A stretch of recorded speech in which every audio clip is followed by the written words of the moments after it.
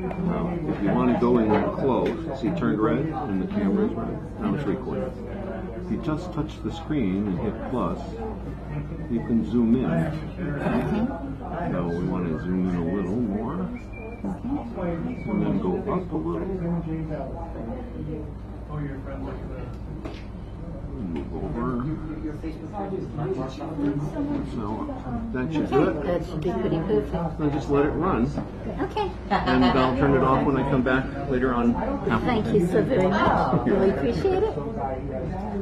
Always a pleasure to watch a master at work.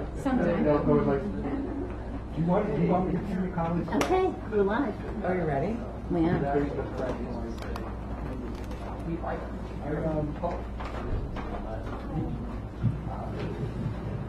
Good evening, everybody. Welcome to Sacred Grounds Open Mic. It's all about you this evening.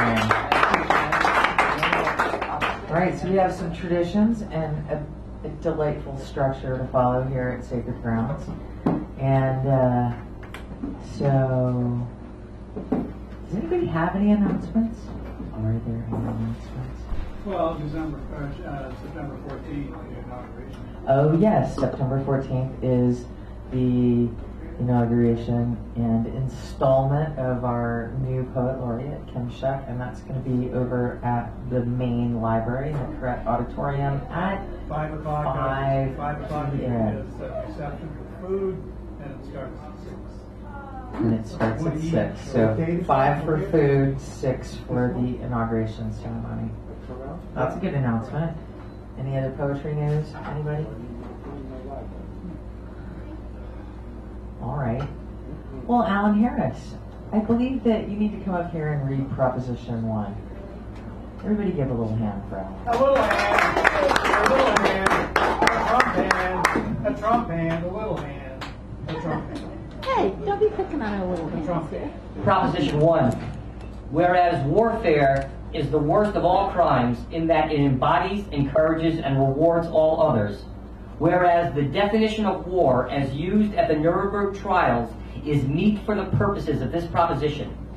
Therefore, we, the party of the first part, all citizens of any nation, all those who suffer from the effects and privations of war, who oppose it as a system, as a behavior, as a socially accepted institution, call for an end to war, cessation of all hostilities, the standing down of all military forces, and universal disarmament. Further, let it be known, we, the people, the party of the first part, state, by our assertion at this time and place, that we stand opposed to the existence or use of military force as we now know it. All those in favor of Proposition 1, please signify. Aye. All those opposed? Did I? No? Okay. Motion carries. Abstentions? 1 abstention. Motion is carried. All right. Thank you very much. Well, there was always Thank one you, guy Alan. here who was abstaining, so I wanted to carry All on. right, Alan. Someone had to do it. Someone. All right, so we have a special keynote this evening, and it's Melissa Mella. Everybody put your hands together and welcome Melissa up to stage.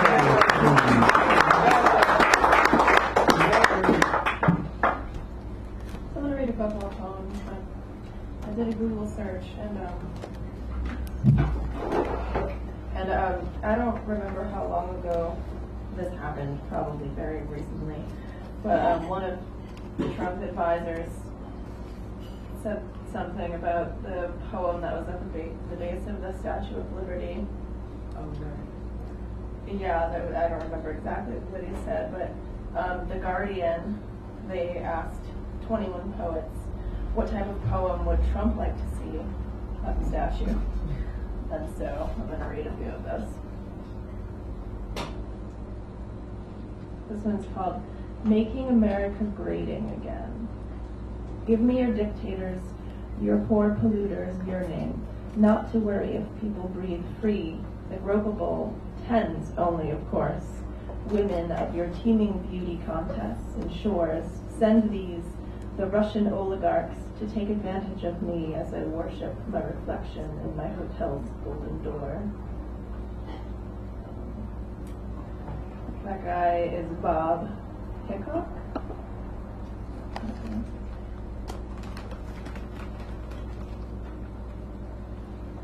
Sorry.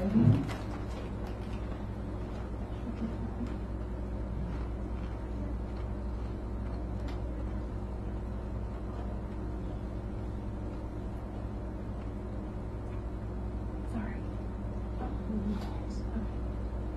This one's called From Ellis Island. The sea air is asleep, elixir the way, the city's shores recede. At this level, everything seasons, rusting, skin to copper green. The way the man over there loves his name on buildings, thinks immigrant is a lamp he can extinguish, a woman whose back will turn to all who enter. His huddled stare of anger is nothing now, but a long line of plantation owners. No wall can hold together a history's end still, breaking the lights of each to each more. Breathe, then gold, more forever than the coins on his closed eyes. And that was Amy King. I'm going to do one more from her. This one's called Imprisoned to Port Bridget. This green garment does not bleach the masses marked for corporate prisons. You swore to labor if they crossed your borders. To crush oxygen is the new eugenics, is the latest trickle-down lifted and placed in pockets of the poor and huddled sick. This lamp to lead was your sleight of hand, turning from the golden door to a wall to ban the mouths from sea to shining sea. But voices carry over land and water, bearing names you cannot end, and the purse of your heart will finally burst from. Bow down, America, and trace the wounds you've self-inflicted. It's time to stem the bleeding. That was Amy King also. Yeah.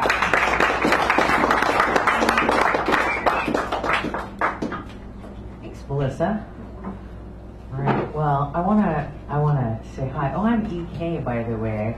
Dan, you might have noticed I'm not Dan Brady.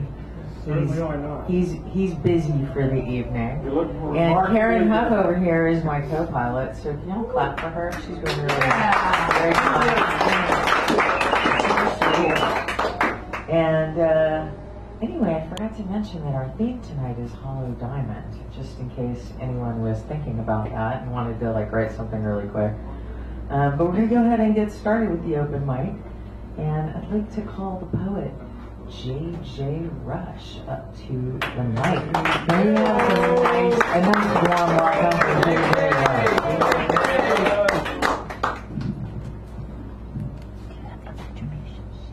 Thank you. And hello, everyone. You know, it's always a great pleasure to come here because all the bones of the poets are buried here. We have a much longer tradition than that, and we're all familiar with it. However, the other day I came across the news. I thought I would share it with you because I think it's very important to our future. I came across the fact that in the Hiroshima atomic bombing, 79,000 people were killed in that first strike, and 13,000 were never accounted for. So I just wanted you all to know that we're living in the thermonuclear age, and I think we should just be able to acknowledge that, and they should probably call it the things that we do. Anyway, I'll give you 2 short poems tonight. The first one being, Hello, San Francisco. Hello, San Francisco. Can I have a kiss? Taking measure of your city, I feel young, loved, and ready. If what I've seen pans out, this city will soon top the Taj Mahal as the greatest standing fable. Your mystic winds alone reminds me of a woman with multiple personalities, at least one the most copacetic. Please, San Francisco girlfriend, can I have a kiss? I come to you with an armful of roses, happily hoping you would assist me. It's also said every day here is spring, and the celebrations never stop and what I've seen indeed I like. Rappers will be yapping, they say, and peppers will be stepping. Naked bikers cram the centerfolds, and choosing pets is the popular sport. That's the MO for a city on a roll. Colorful floats are active red carpets leading to Golden Gate Park. For folks coming from far and near, the metropolis is open for business. The Bay to Breakers is a city icon and sure to complement your style. From the Embarcadero to Ocean Beach, eat your lunch and watch them run. The World Olympics is surely coming. Pandemonium will rip the city. Another part of the weekly festivals. How lucky you are should you be here. And don't forget, paying to play is the trend this year. Broadway shows are blinking their lights. Annie is back and turning them out. Yo, San Francisco boyfriend, watching the tide roll in. Your women folks have set fashion trends since the gold rush. As new age politicians, city growth has expanded exponentially. As for strong men hungry for action, the word is out. If you fit the ladies' whole card, you will be king for a night. From North Beach to Hunters Point, from the Presidio to the Sunset, the city's become an enclave for archetypes, giants, cyber kings, warriors, nymphos, and do-gooders of every strain. And neither mountains nor angels will ever restrain you. On that note, I've just received a cable for late arrivals to the ball. The moguls, the debutantes, the fools, one and all. Hang a line, sing a bar, and follow the stars. Thank you.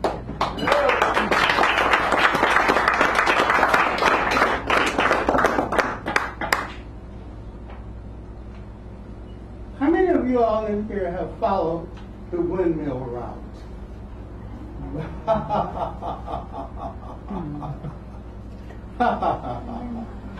Well, I certainly have. And of course, you may pick it up along the way. Anyway, here we are, the windmill route. Between wonderful dreams fulfilled and horrible nightmares on the horizon, it remains difficult to say why he took the windmill route. With home and highway in the past and imperceptible, the flower of what it was would not go away. It was where he received support, including the shillings he often received. Even with that crackery no one would have perceived, he would have taken up the wooden lance, the brush, and the hammer. After all, they'd given him. Just as mysterious were his efforts to give back, never coming close to gifts from benefactors. Whether it matters or not, when destiny called, began this odyssey. Even though he even thought about the future and where to leave this state will never touch the deluge of gifts already he's received. His cup overflowing every day in the belief that he was born to receive and to give extravagantly was unmitigated verification, joy, and jubilation is what he went on to live for. Strangely enough, Don Quixote gets the credit for calling him out. Looking you straight in the eye, he'll repeat for you the mantra he lived by. You must leave home to make your bones.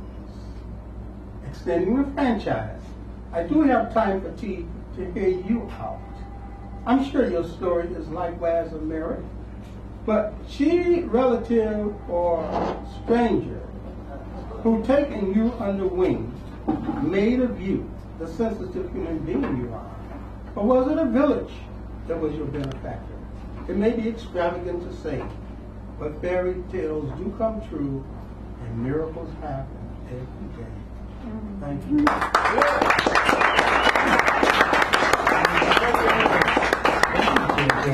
That was awesome. Great way to start the evening. Just a reminder, we're taking 5 minutes at the mic, and I have a little timer here that I'm about to figure out how to work. And in the meanwhile, let's call Buford Button up to the stage. Give a nice round welcome for Buford. You're welcome. This is the equally good MC. My friend. That's saying a lot. Dan is fabulous. But this, if you've ever seen her at City Hall, she's the best MC you can find for the, what's it called? Poems Under the Dome. Poems Under the Dome, of course. All right, let me try mine. Something that I wrote yesterday and today, I think. I'm going to get this one out of the way because this is the most truth, but it's the toughest. This is called glum. They're glum, though they work hard, have very little spirit to inspire any young spirits, such as the ones we teach. I try to keep my spirit high and pass that on to our students. I see no reason to be glum. Actually, I hope they're not watching. I'm not going to tell them I said that, but it's the way I felt at that moment. This is called racing. Racing for the finish line, not enjoying the process.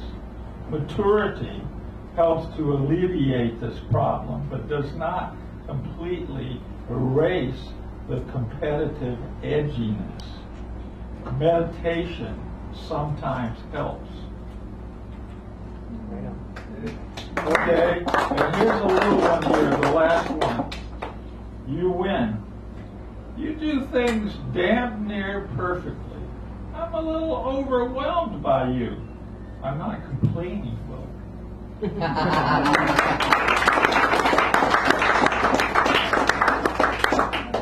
Thank you, Buford.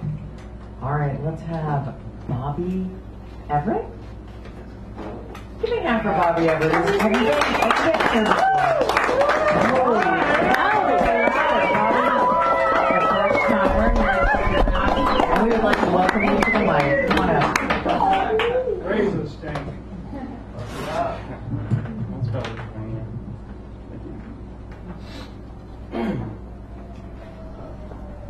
This is called Squall.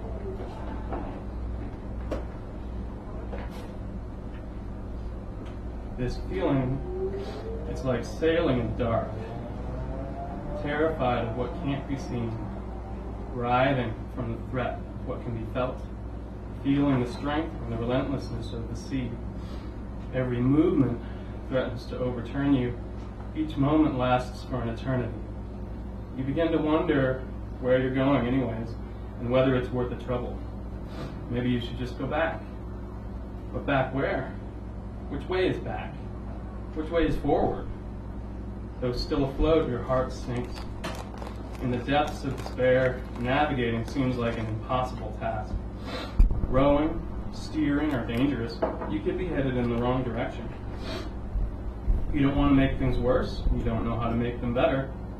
All that's left is to huddle up and wait out the storm. Survive. You are at the mercy of your vessel. Will it hold together? It always has before, but how many of these gales can you take? You bounce around inside and you curse the sturdiness that keeps you alive as it bruises you. Survival is equal to pain, and you ache with life. At times, the pain is so great that you just want it to end, whatever that means. Let the sea take you. You feel small enough next to the abyss that you tell yourself that ending here is acceptable. You weren't cut out for this race anyways. You forget that you're good at it. You forget that you even enjoyed it. You focus only on the storm and all it has taken from you. You tossed so much overboard to lighten your load, to help brave these squalls, but it doesn't feel brave. It feels cowardly and weak. curled up, crying, begging for it to pass, praying for relief and receiving none, just hanging on for dear life. But eventually, the rain stops.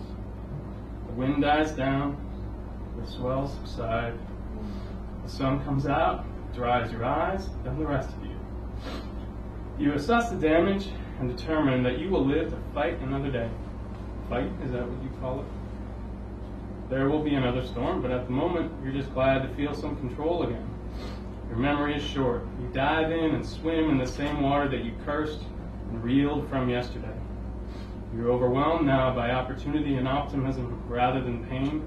You can go anywhere, you can do anything. Nothing can stop you. And you're in a hurry because you want it all now. You want to bask in your long-lost joy and take full advantage of the calmness because, after all, you need to cover as much distance as you can before the next storm.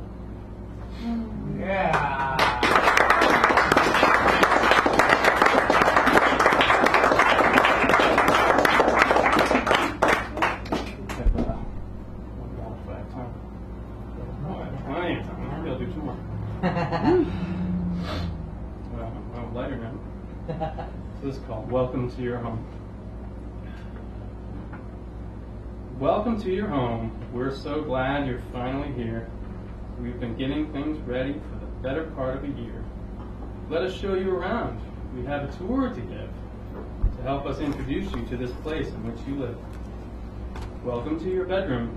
It's where most nights you have slept. There's a dresser and a closet where your clothes and toys are kept.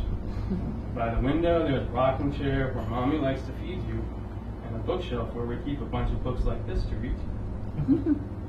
Welcome to your apartment. It's where you live with Mom and Dad. 2 bedrooms, a bathroom, a kitchen, and a living room. Not bad. There's carpet on the floor and painted plaster on the walls. It's the perfect size for us because you still are very small. Welcome to your building. We live on the 1st floor. It's the one above the garage, mailboxes, and the front door. Other people live here too, so there are things we have to share, but we have neighbors who are nice, and disagreements are quite rare.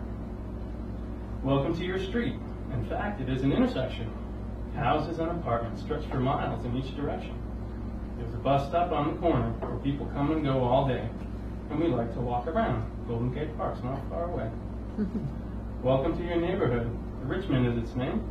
We're on the 4th of 49 avenues, and they all sort of look the same. There are lots of tasty restaurants where we like to go to eat, and people walking dogs or pushing strollers on every street. Welcome to your city. It's the city by the bay. It's called San Francisco, and it's a foggy place, they say. All sorts of people live here, and there's lots of things to do. We'll take you to the Cliff House and the Ferry Building, too. Welcome to your state. It's the one named California. You're going to love it here. We think it's only fair to warn you. There's ocean, beaches, mountains, forests, deserts, lakes, and rivers. And there's a lot of weather. There's not a lot of weather that could give your mommy shivers. There's another state you ought to know. It's quite a ways from here. Michigan, is its name. We visit several times a year.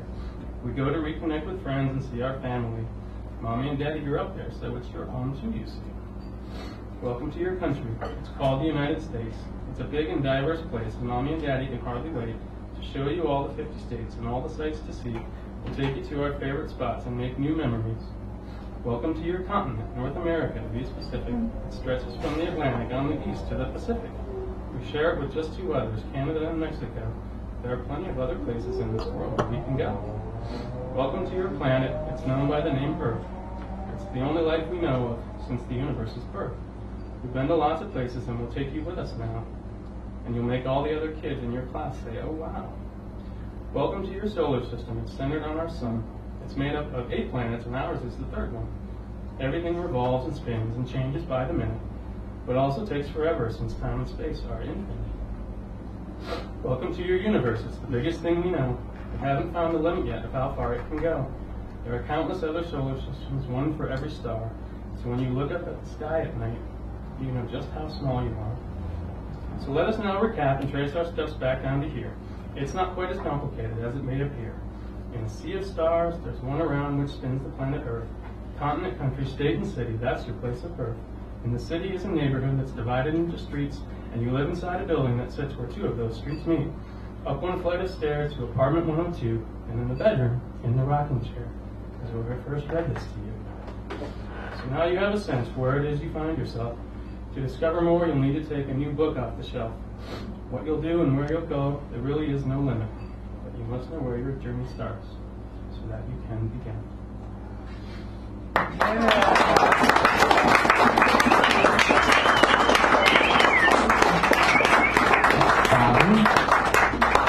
All right. Oh, and Duffel, why don't you come on up to the mic and bring some comments. Come on, Aaron.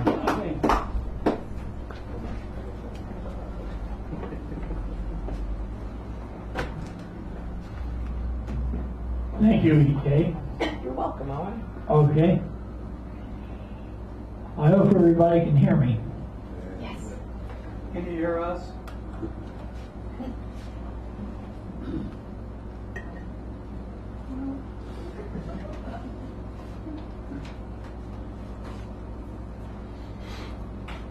These are some of my most recent. Bob Shoe, a memoir after style of Steve Carolyn. Bob Shoe, spelled S-C-H-U-H instead of S-H-O-E, and I went hiking along a trail in the Angeles National Forest. We met Emily and Marie in the middle of the evening, and the whole San Fernando Dan Gabriel Valley glittered below us. We were merely in high school. He went to Muir, I went to Loyola, and we sang this song reminiscent of a Bill Mullen cartoon. We are two soldiers marching from whorehouse to whorehouse. Bob later got married to Donna McCluskey at age 19. The marriage lasted a while, and later Bob joined the Peace Corps and eventually contracted cancer. He is an old friend and is still alive, thank God. His friend, the Ishmael-like Desmond, Owen Dunkel, has written a short prose piece to him.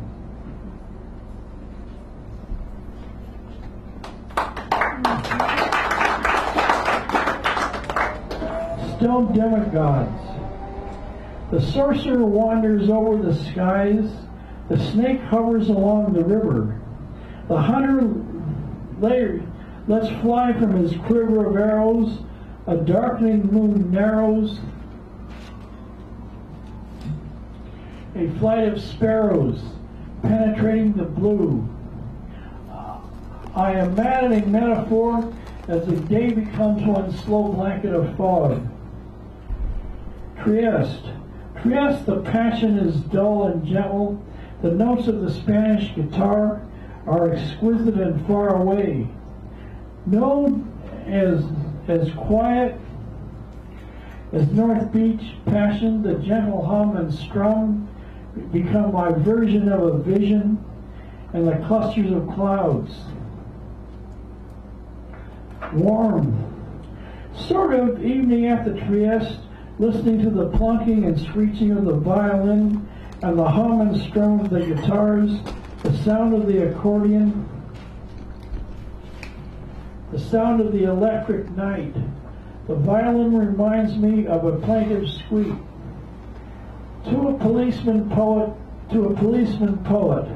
Mark, the postman always rings twice in the same night.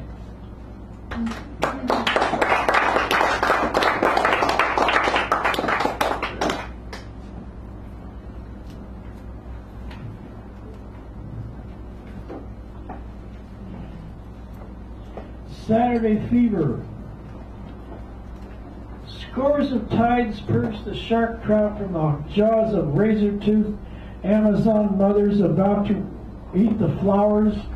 I offer my lust and delight as a trésor of existence. Confused, I, the would-be put down that cannot hurt a fly on a grasshopper, offered as smooth as silk. I glide past the mad offerings to a great confused orphanage for adults, as smart as bears, as hungry as pirates, hunt the high seas, known to be as horny as violinists, as smart as runners. Math is the mouth to a door. I'm a bubbler of glad tidings.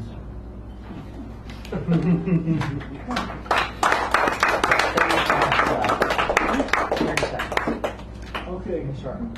I'll just one more. Wipeout. My eyes half shut, fallen asleep on the bus. Oedipus, the coachman of that steaming stopover of the L car, switches to bus down to crew to the sea.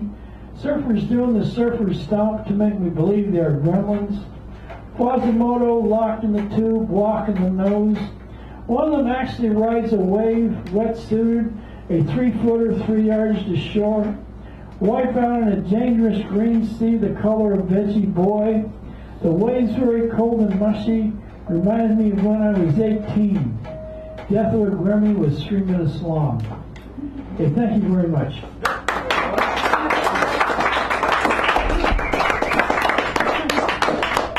Ellen. Hey, Edward Mike here. How you doing way over there? Can we have a nice warm round of applause to get Edward Mike here and his composer at the moment? Nice to see you. It's been a while.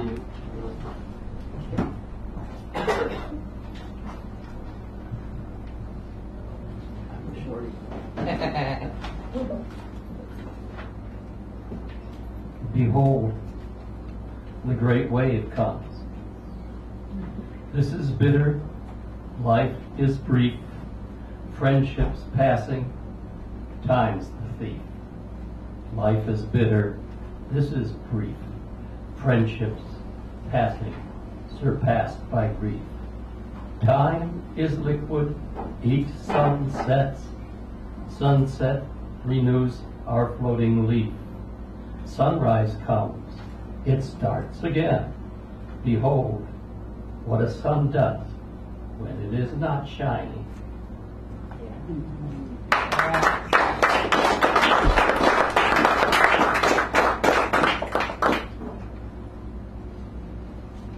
High house, car hopping.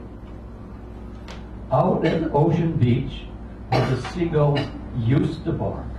Out there on these rocks where great ships foundered long ago, and their great sentences of life and death are limbos, unfinished symphonies. Where the city of San Francisco that has its love affair with Land's End, Fort Point, the Haas, Linenthal House, Angel Island, and the Musée Mécanique that used to be at Cliff House. This is our audience, and a new generation who've driven in to watch, because the wheres and the whens keep turning. And this makes all of it feel that we are on a spinning plate, half dipping into the Pacific Ocean on some tilting great stage.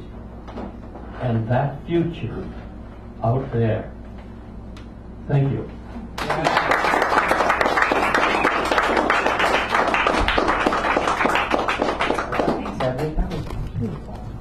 Hey, Wendy. Wendy Walters did some poems for us. Come on up. Let's everybody get Wendy in bed. Let's hear some poems.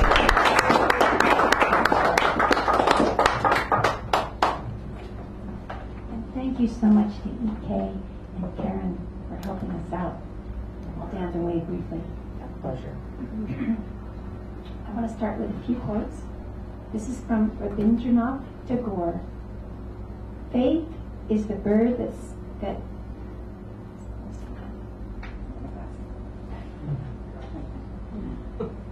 forget about it. Faith is the bird that feels the light when the dawn is still dark. And this is an old Mongolian saying I found on the internet, and I changed the word you to we. Be humble, for we are made of earth. Be noble, for we are made of stars. And the last one is anonymous. The greatest oak was once a little nut who held its ground.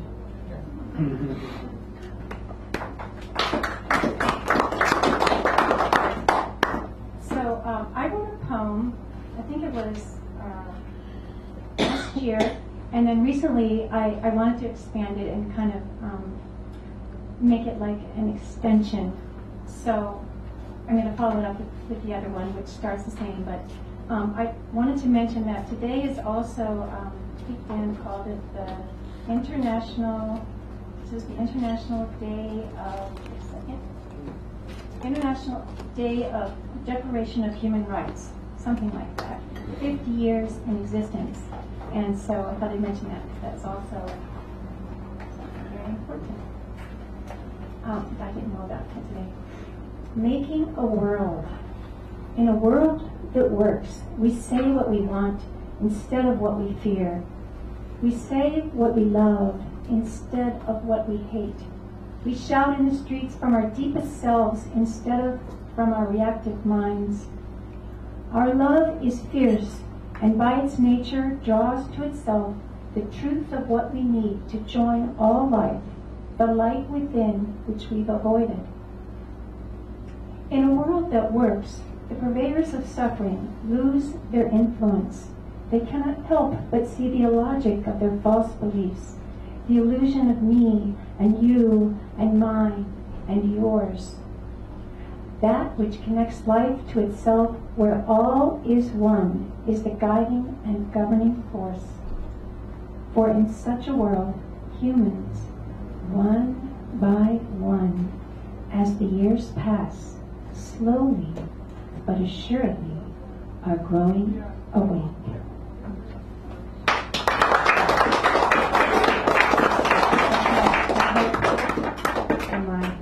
I like to lean toward the hope, the positive, the hope is always there.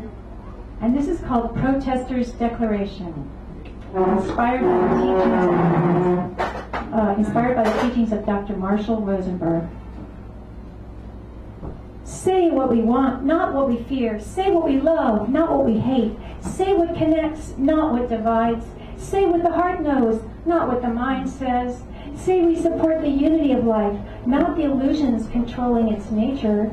Say we are conscious about the choices we make, not waiting for them to be made for us. Say we are listening better, responding more, and reacting less.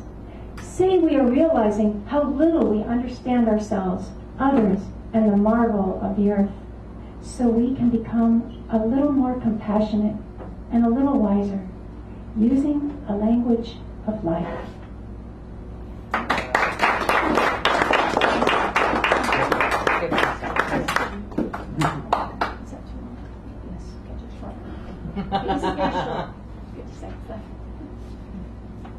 Be full of, this is from Hazrat Nag Khan, a Sikhi master.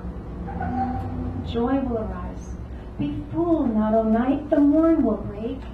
Be aware, O darkness, the sun will shine. Be not vain, O mist, it will once more be clear.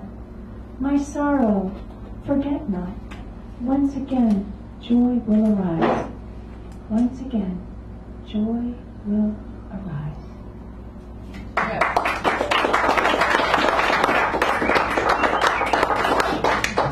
Thank you, Wendy. That was beautiful. All right, Tommy Avicoli Mecca. Where are you? Hey, Tommy. I was reading. Okay. Gone is the homeless man who slept in the alley along the side of that small gas station in South Philly. They called him Bobby Burns. Nobody knew if that was his real name. Gone are the old immigrant men who sat outside on folding chairs complaining about the kids who rejected La Via Vecchia, the old ways. Gone are the many stray dogs who ended up living there. My favorite was run over by a car he chased out of the driveway. Gone are the brothers who operated the place for over 50 years. One of them, my papa, who came home every night smelling of gasoline he could taste when he ate. The grease embedded in his pores oozed out when he sweated. His idea of a vacation was to drive his family to Atlantic City for the day. When it was exceptionally hot, he unlocked the fire hydrant on the corner with the wrench a police officer gave him.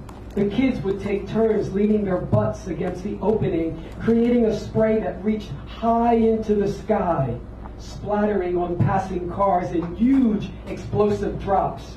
Women filled the buckets they used to scrub the marble steps, to wet down their sidewalks and sweep away the dirt, and yell at boys who dragged their screaming sisters into the spray. At any hour of the day or night, someone might stop over at the station or over at our house to ask a favor, to fix a parking ticket or help a son get out of jail. Papa had connections, they said. Everyone knew him for blocks around. He was a committeeman for a while. He never turned anyone away, even the brother who always needed a ride or was just un po' corto di soldi, a little bit short of money. At 83, he continued going to the station almost every day. He didn't want to sit around and rot, he said. One cold December afternoon, he came home complaining of cramps and indigestion. By morning, he was brain dead.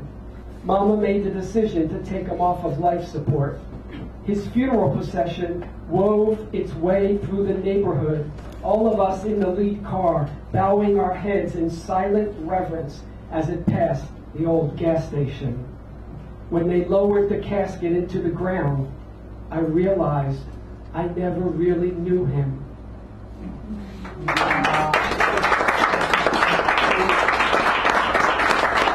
I'm going to end with, since this is both International Human Rights Day, I guess, and also because of all the recent hate rallies that have been taking place all over, including here in Berkeley, it's kind of brought back a lot of really horrible memories and reminded me of this poem that I wrote in the 80s, and unfortunately this poem is still very true. The way to solve the AIDS problem, he said, is to shoot the queers. Shoot the queers. In the Middle Ages, they gathered the women and tied them to a stake. They lit the fire with the flesh of the queers. When I was growing up, they sometimes grabbed me from behind and dragged me into an alley. "You're gonna die tonight, faggot," they'd say.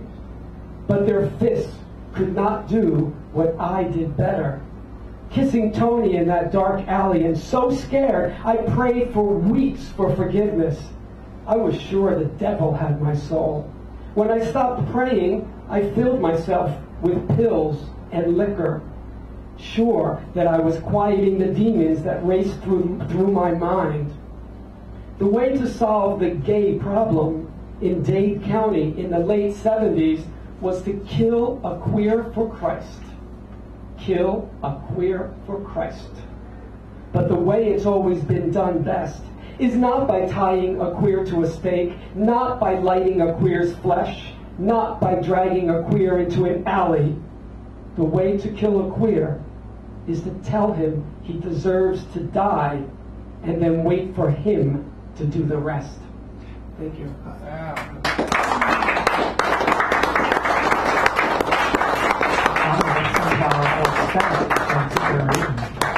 Thank you, Tommy. All right. Hey, Karen Huff, my co-pilot for the evening. Karen Huff, please give her a nice warm welcome. Let's take some poetry.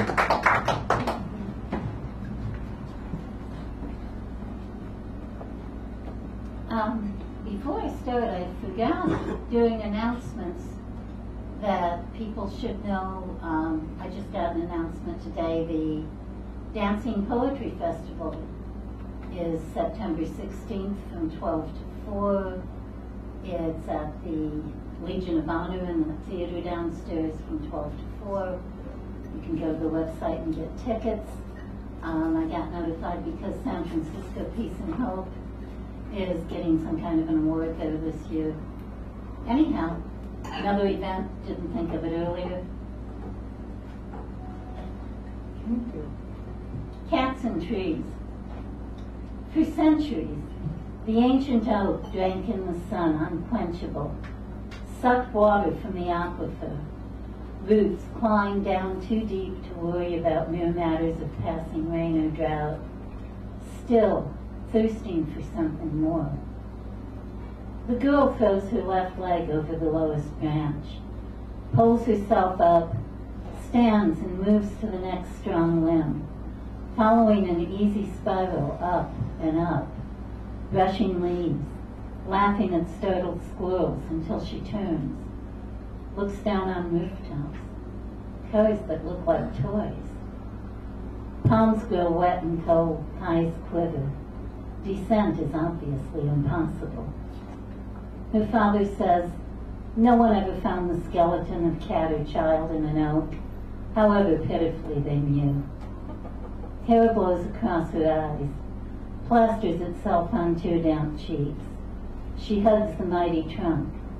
Strong, sure branches hug her back. Her mother's voice a distant dream. Daphne, dinner. Yeah.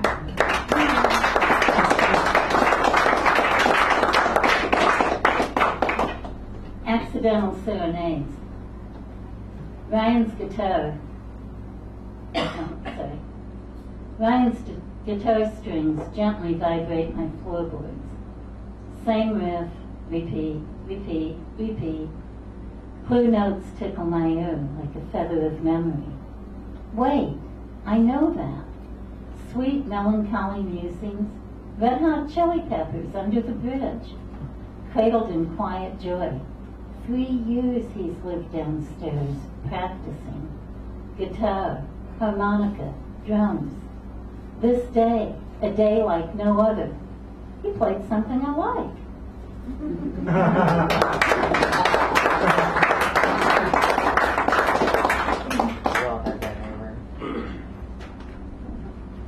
Well, yeah, Dad's mostly into techno-pop and I'm not.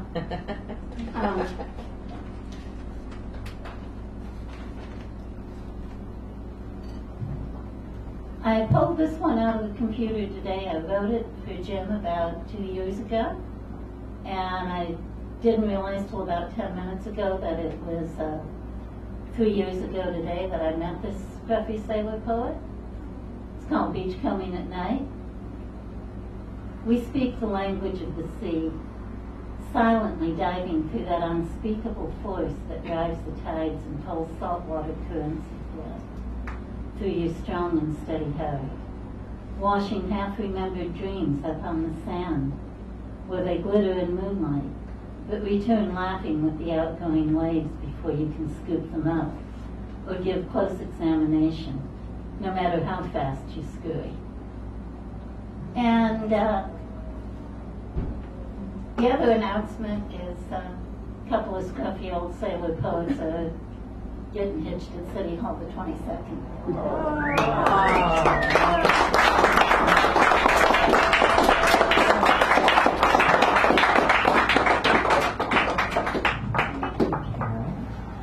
All right.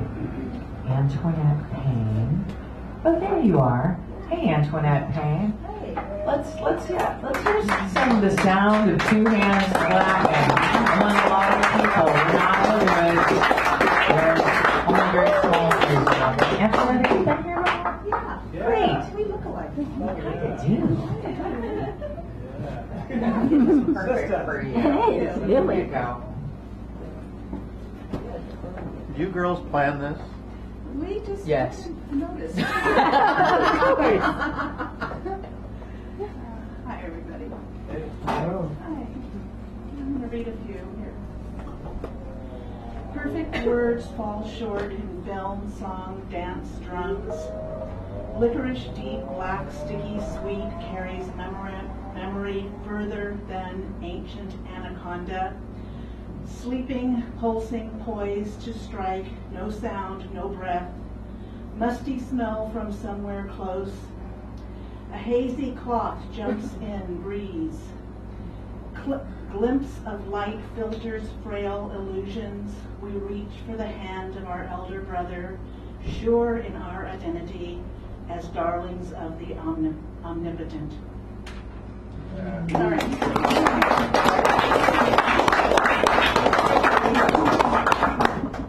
This is for my brother.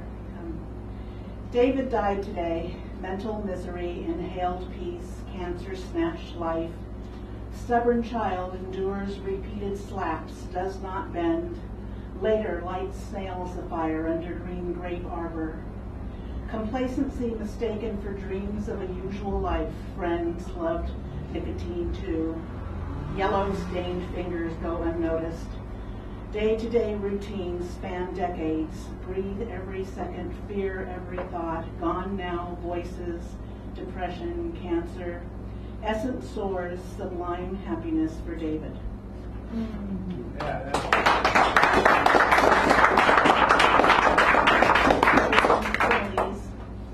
Like a car speeding past, hope lost its drive. Heavy winds rustle leaves like God's whisper in the night. Pineapple ice cream tastes like changing seasons in the sun. Morning aches remind her that gravity is more than a serious talk with the attorney. A secret longing to manifest intention is like sharpshooter's eye on target. Stepping out of your own way is like a dolphin missing the fisherman's net.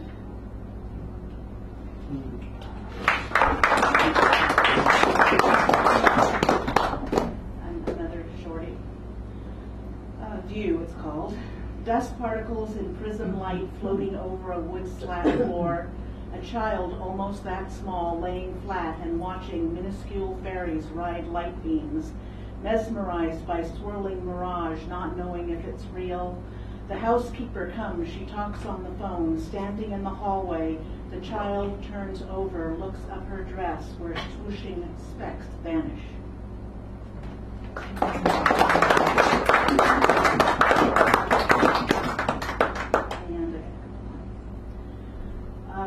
Maximize full circle, do good work, marriage falls.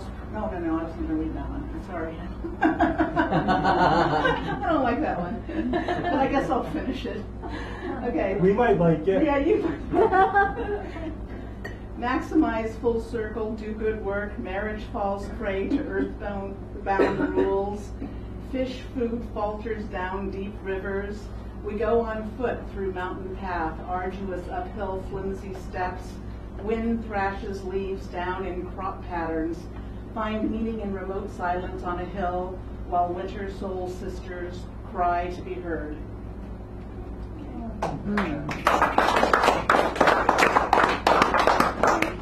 Two more. Redwoods embrace a glint of light. We squint to see muted color, rooted in the soft underbelly of bears' hugs. Tiny rooms, ropes, and bridges support the passage of others. No cause for despair. Pirates climb in fortuitous rows where treasure and bounty prove that we are not alone in this place.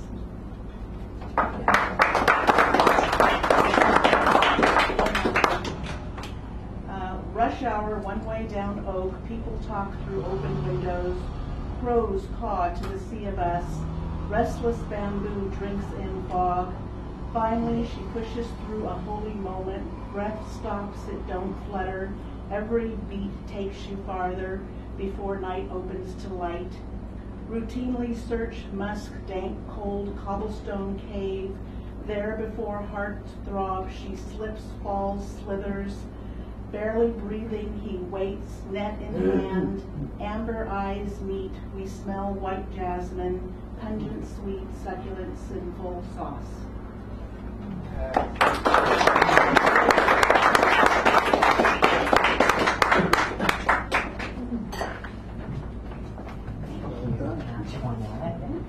All right. So, next poet up to the mic. You know, if the president's dog bites you, you're gonna get Trump rabies. You can clap. Not baby.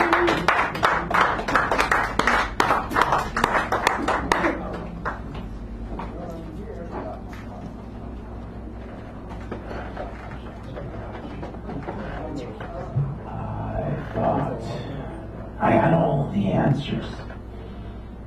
Then life raped me of all the questions.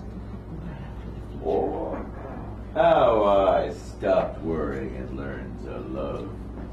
If you're Donald Trump, don't you hire me as your sex apprentice. Don't betray our love for politics turned showbiz. Who cares how high the rent Putin pays on your booty is? I want to give birth to Trump babies. Want to itch with Trump red scabies. I'm running crazy in the streets with Trump political rabies. Oh, Donald, take me away from rabble. Ignore erotic undertones of your babble. Because you speak in a tortured ideological scrabble while the media mangle and grope and grapple. Listening to you is like hearing Adam eat the apple. Spraying juice all over himself like mango snapple. Don't build a wall between your heart and mine, you Republican queen. I promise, me raping you is just a dream. It's true, I do want to immigrate into you, you sexy man. Don't worry, I'm 100% not Mexican. So please whip that thing out again. Hillary Clinton, she could barely be tolerated, let alone elected. Oh, but Donald Trump, I want a finger and stroke that dead yellow animal taxidermied and entombed on his head. While we lie in the walled-off Astoria presidential suite's bed. When Congress hears there are passionate thrills, I'm sure they'll have Goldman Sachs pay our room service bills. His politics are heinous, and his policies pain us. But I want his maniacal rhetoric shoved up my anus! Forward, forward.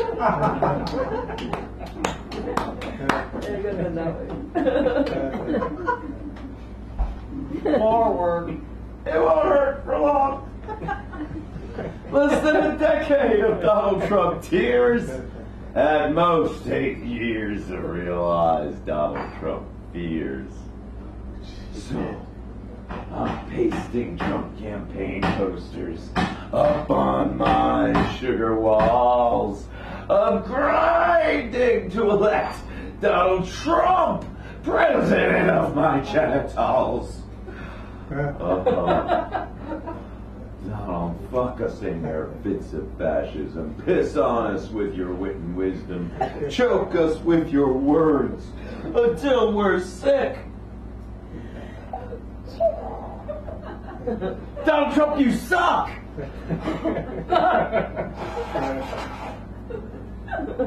Why not my dick?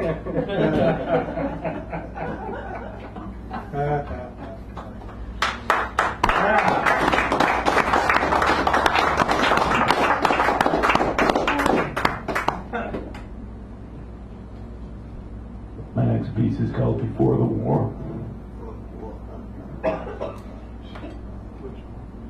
Before the war, I never thought I'd watch burning bodies rain down upon us like the wrath of Godzilla. Before the war, I never thought I'd be happy to have rats first to eat instead of our dead that night. Before the war, I never thought I'd mourn Antifa dead. Before the war, I never thought I'd cry myself to sleep for the police state we used to live under. Thank you.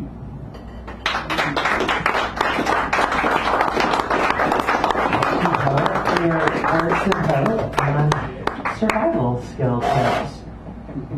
All right. So, Richard Sanderell, I see you over there in the corner. How about you bring that wacky machine over here and read us some poems? Can we put our hands together and like welcome Richard? I know we just apple a lot. Come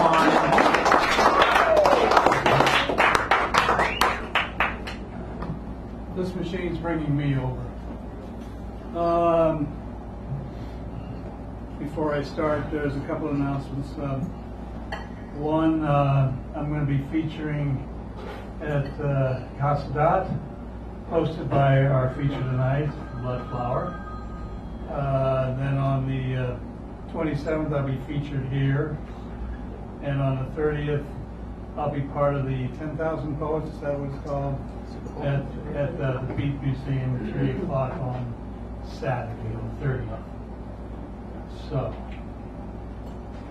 these are some new pieces.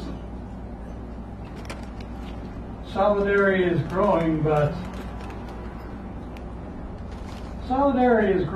in Harlem it's too loud for whites moving in. Want blacks to quiet it down. Turn down the volume in churches, clubs. The Apollo? New York kills Harlem. San Francisco killed the Fillmore. Solidarity reigns in Fort Recovery, Ohio. It's solidarity among whites. There is no other culture or race that can be seen. This is their solidarity. That's why they call it Paradise in USA. Solidarity in USA is changing. The past doesn't hold sway with the young. Acknowledging the past wrongs, white supremacy will no longer stand. The seventh generation sees all around as generations alive, see the past a road to nowhere. Solidarity is growing among groups, not just the narrows of New Harlem, San Francisco Fillmore, or Fort Recovery, Ohio. It is a new solidarity because old solidarities were murdered. Everyone is tired of being used as a political pawn against each other. The seventh generation is on to you. Many around them support. Join them. Solidarity is growing quickly. She does, nor do we have a lot of time. You still go shopping, but it continues to get hotter, colder, wetter, drier. Glaciers melt, waters rises. As said by the talking heads, this ain't no party, this ain't no disco, this ain't no time for fooling around.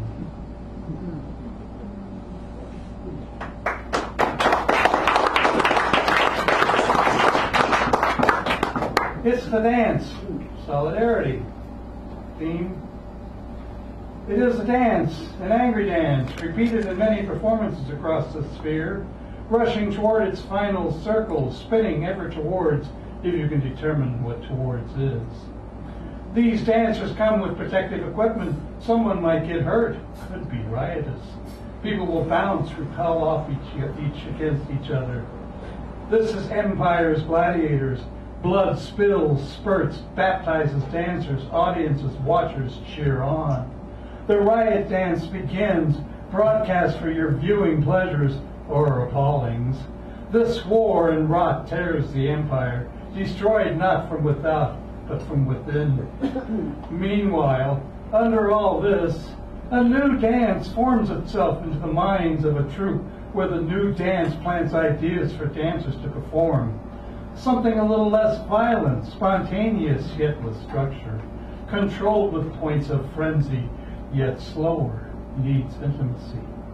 Let this new dance set to music, poetry, stories, stretch across the globe in unity, versus the rage which will exhaust itself when they realize their dance is the same bloodbath as the old bloodbath, flooded in blood, while the new dance understands what it brews. Solidarity begins her schooling. The elders and ancestors have her ear. She's being schooled well. She still needs the village's protection. The seventh generation is here.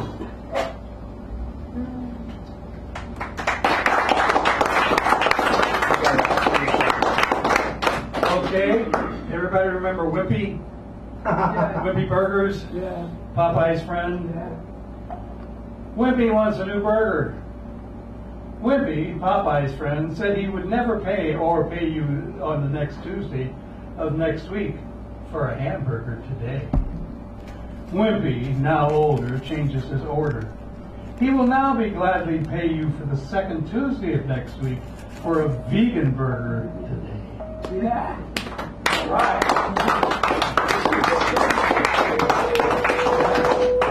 Thank you, Richard. All right, now what you've all been waiting for. So, I was a last minute host, so I brought a last minute feature. And so I asked Bloodflower to come and feature tonight because he's been doing a lot of organizing and hosting, and we hardly ever get to hear from him. So please put your hands together. Let's have a nice warm welcome for Bloodflower. Come on up tonight.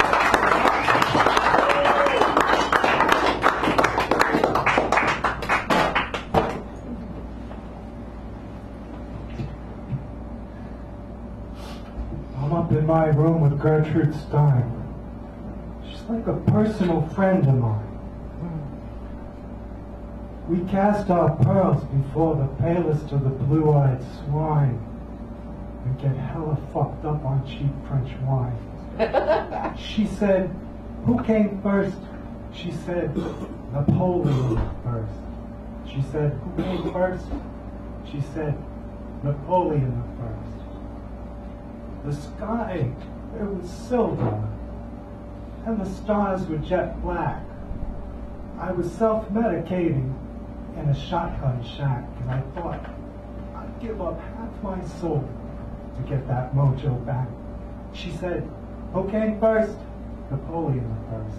She said, who came first? Napoleon first. Hammer and sickle and black cat bone.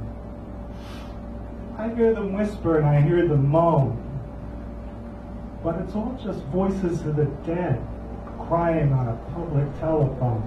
She said, who came first? Napoleon the first. She said, who came first? Napoleon the first.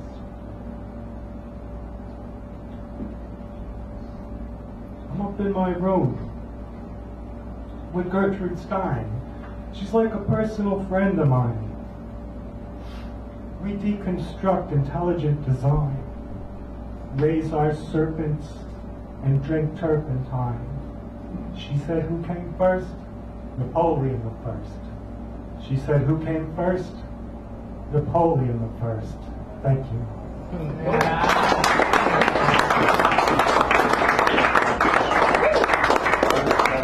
I want to first of all thank E.K. Keith for getting me up here one piece from the Mission District, where I expiate my sins for a past life. I'd like to dedicate the rest of this reading to Diamond Dave Whitaker. I had a bit of a spell the other day. He sort of overexerted himself and ended up in the emergency room. But people from the Midwest, from Minnesota, places like that, the iron is in the ground. So that iron gets into their food and it gets into the air and their blood and whatnot, into the mother's breast milk. So they got iron constitutions, Midwestern people. So the rest of this reading is dedicated to Diamond Dave Whitaker, and in the hopes that we will be back among the living and the freakish. 8th November. Yeah.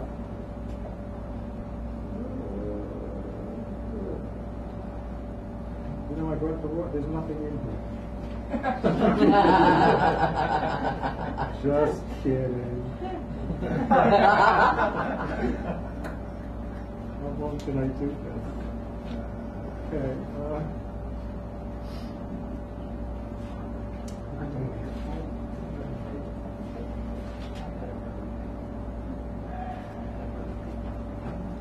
Maranatha, this displaced entity, into whom the void, I'll start that one again.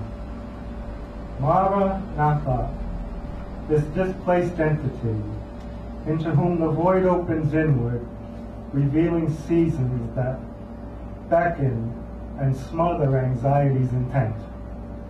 This third eye, it weeps not. Open the mouth of the heart, vomiting up petals, spiraling up from the navel ganglia. These chakras are slashed and burned.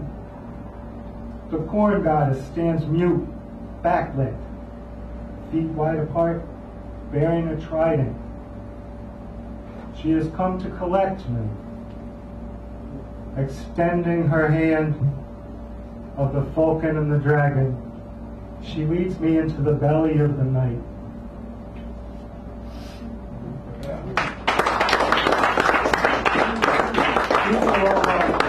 These are all sonnets I've been writing, so they're obviously not Shakespearean sonnets, but they're 14 lines, and we'll go from there. Horizontal, gazing skyward, I'm alone, my own soulmate as it were. We laugh deeply from the belly, we do. Drunk or sober, we are not ensnared. Blind idiot gods shun me in public. Kitchen witches flee in panic with their faces falling. Horseshoes and hexagrams scatter in my wake. Wallowing in my pagan blood, in the blue beard cool of a drunken sunrise, I arouse contempt, suspicion at every borderline. Leave me my twisted formlessness.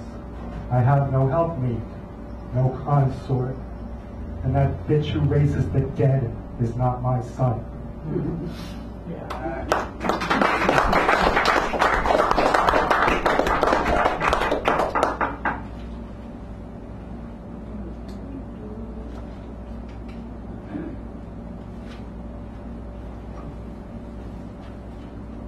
Be right with you.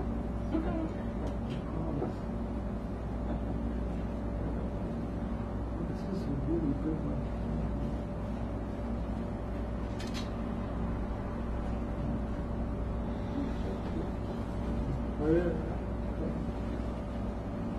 Lord Almighty, the owl tree burned to a coal stump by dawn. One carelessly tossed a cigarette, and uprise the flames. The thief of fire conceals his brow far below the overused soil to a dry heat, arid void center that burns like a living star burns. Lost limbs incinerated, or by law rotting under a fig tree that speaks in parables, resuming their sordid enterprise in badly lit border town realms that we scarcely perceive, even in a dream world. When Genet learned to ignore beauty, he discovered poetry.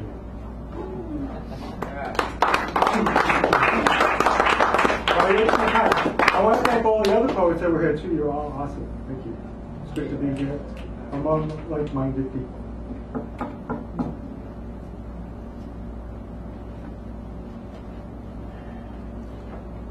The woman in the land of green sheep. She stands silently pointing the way, a shepherdess of a dream like shimmering grotto beyond the influence of solar time. She crafts a soothing path that few will stray from, knowingly stripped of farewells or reunions or old loves renewed. A path devoid of perimeter or of center.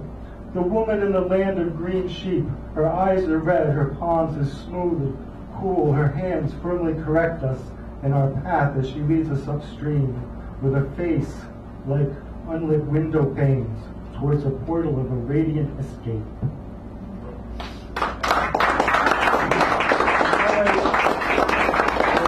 One more sonnet and then I'll do another poem, and that's pretty much it.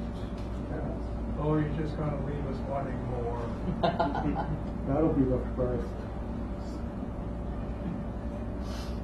Okay.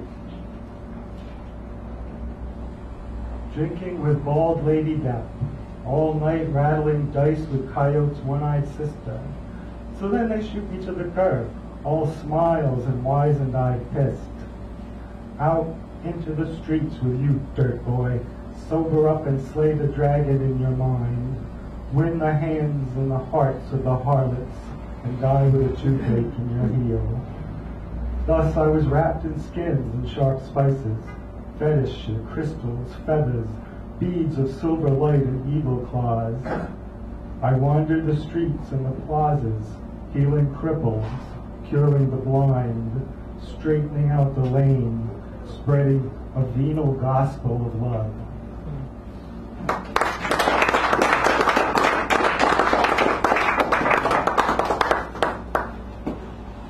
This is called,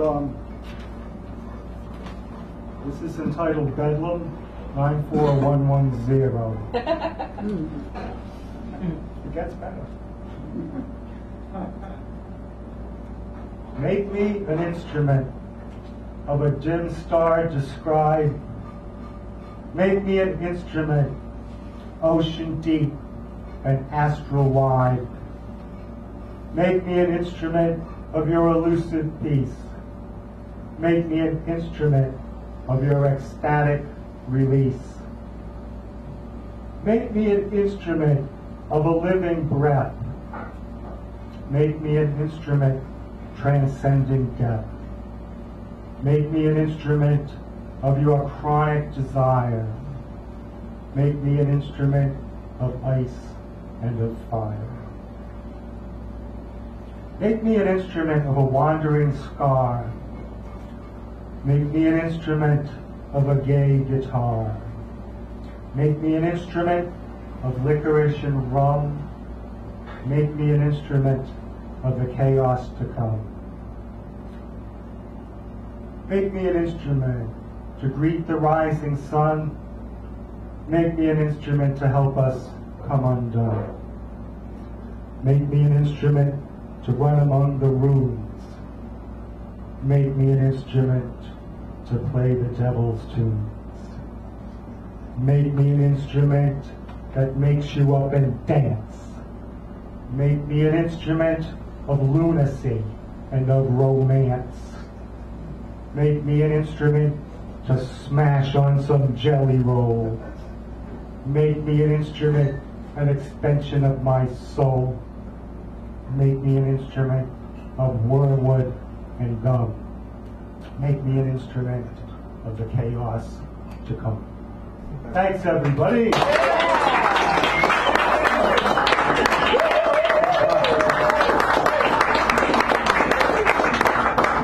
September 17th, the return of Casadat, 3130 24th Street, Adobe Books and Gallery. That's September 17th, Sunday, 5 to 7. We're going to have Brother Spellbinder, and we're going to have a bunch of really awesome poets. And, yeah. Thank you.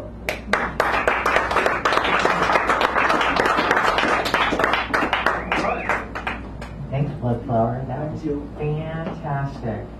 So I think it's time we take a 5-minute break. Please feel free to purchase some delightful concessions from the cafe and to mingle and mix and get to know each other. Also, there's still a little bit of room on this list, so if you came in late and you want to read a poem, come and put your name down. 5 minutes, everybody. There you go. Whatever happened to... It doesn't hurt at all. Max? And Larry?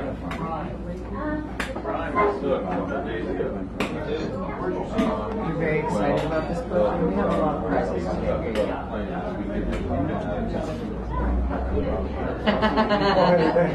You know, Anthony, it belongs with you. That's an awesome book, Frank. Keith, can I get the book? Yeah, let's do this thing. Thanks again. Let's do this thing. Thanks again. That was fantastic. Even if you don't do it a lot, people will more impressed. Oh, really? You don't want to spread yourself too thin. Hear you. By the time they see me next year, they'll be ready for me. By the time I'm ready to come out and do something again. Right? Oh, well.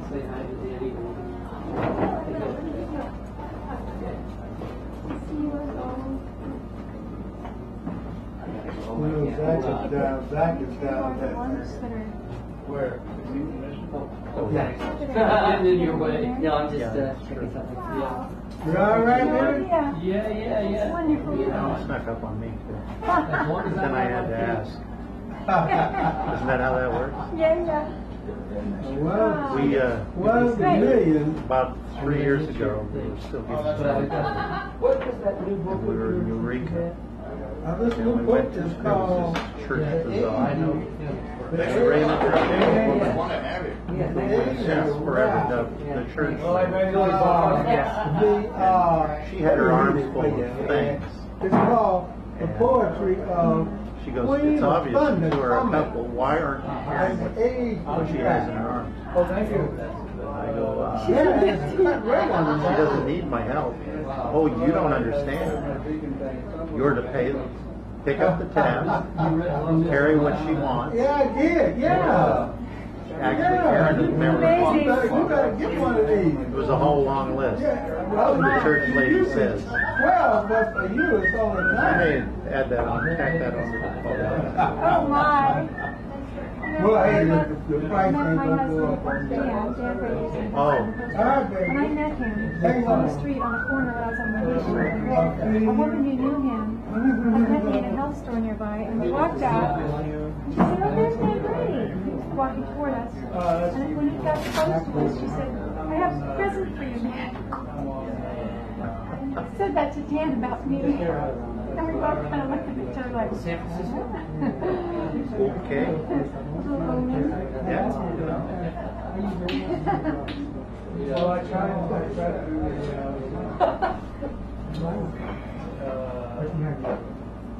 it's getting better because I turned 80.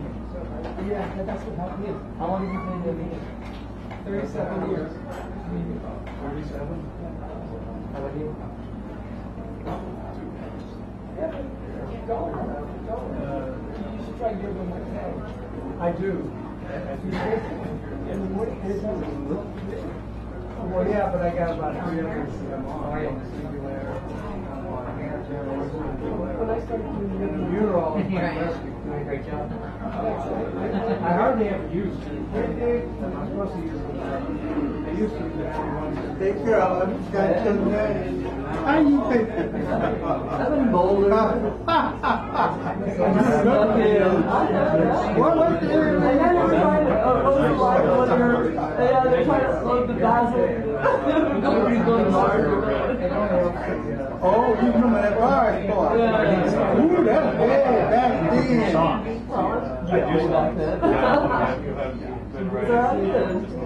You still better than Stan. I can listen to you. Whoa. I come back for cancer treatment. The second one was the book I wrote. Well, you come back to the right place.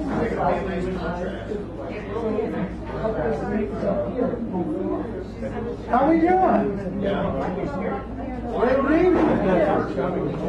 You know, we're allowing no scouts here, no doubt. Oh, I see. You know, I was open to Did you hear my a song? fact in my life that I believe in that. It was pointed by this guy who's I'm right here all day. my father Read a bunch of gas company. Yeah. Well, I remember We all say hi, Dan. his father.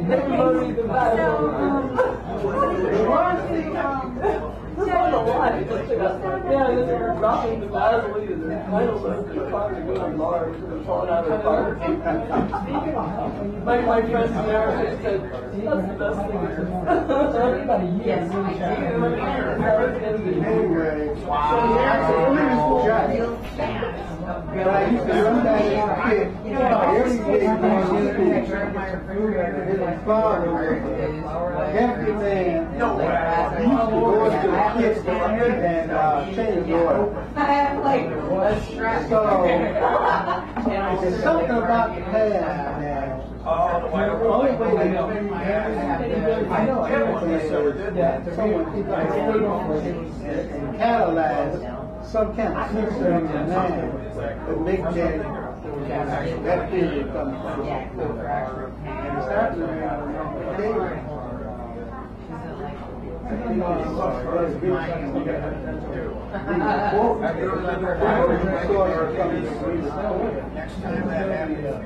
That's the you call Ginsburg.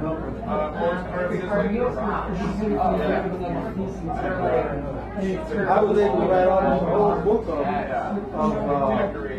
poetry just by reading him. Ginsburg.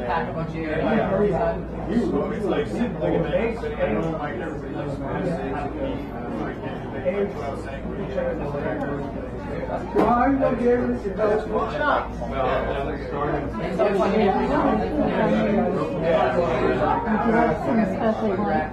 Thank you.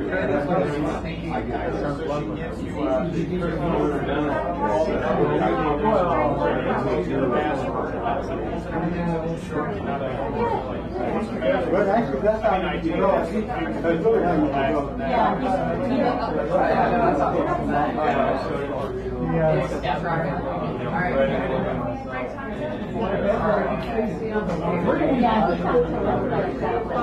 Oh, hey, you know,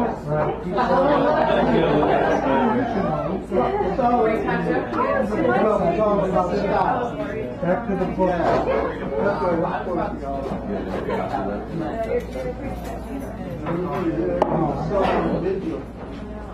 Yeah, I actually. Thank you so much. Wendy. He wasn't able to. But he'll watch it. He'll watch it. Hey everybody, guess what? Break time's over. Yes, please return to your poetical seats and get ready for more poetry here at Sacred Grounds. It's Wednesday night, and what have we been doing this every Wednesday since 1972 or something like that? That's pretty cool. San Francisco's neat. All right, so enough of my John. Let's get another poet up here. These are my glasses. I use them for reading.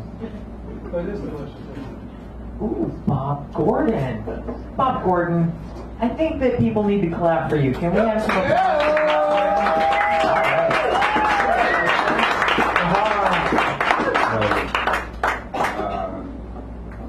I now have an Iranian roommate from whom I learned something I didn't know, is that Iran is not Arabic. And they have the same alphabet, but not the same language. And he is more beautiful, pardon my this, than any woman I have ever seen. And I fell in love with him the first time I saw him. And he has a girlfriend. And this is sort of what it's like when we three are together. It's three poems, all the same. It's called Mind, M-I-N-E-D. Mind are the expression of his eyes, is the beauty of mind, though we do different dances. Hers the rhythm of all our dance. Mine are the expression of his eyes, is the beauty of mind, though we do different dances. Hers the rhythm of all ours we dance. Mine are the expression of his eyes, is the beauty of mind, though we do different dances. Hers the rhythm of all our dance.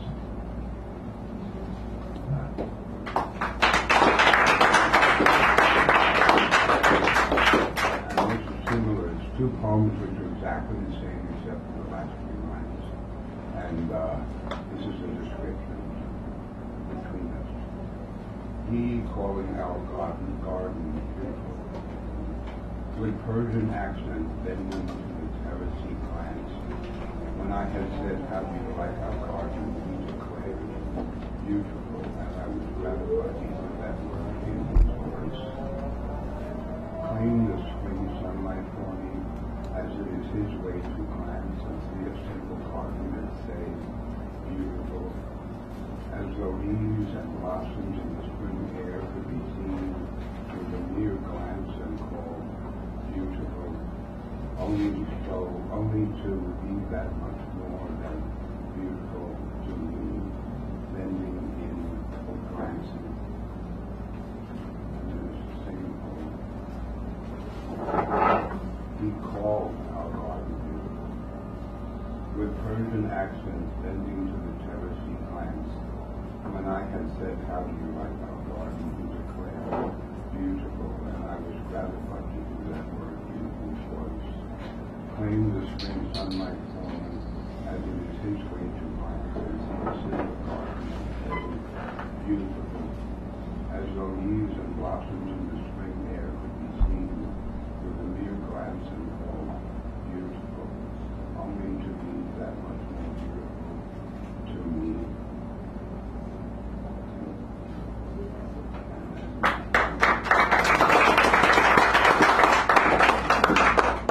And this is two poems which I wrote about 4 years ago.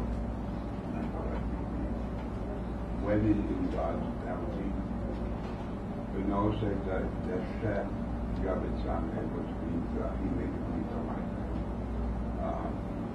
Fear for David. How the grass sings today.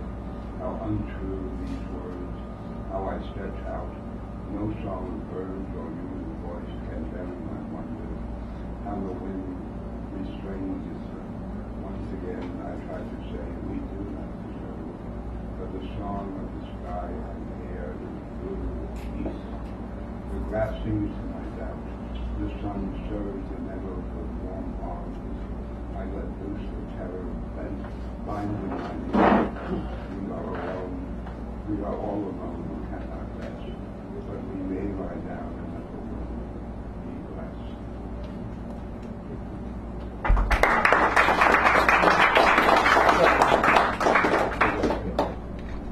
This is called Nerve Dream. Nerve so taut as righteousness, where sun meets moon, a starburst demands forgiveness. Ah, rest my heart.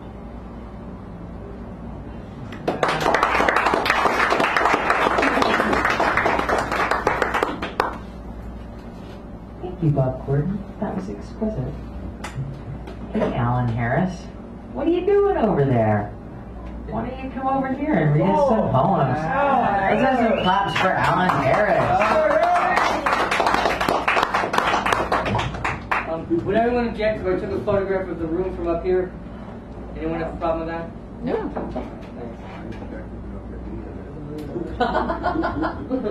You want to get a copy? Thank you.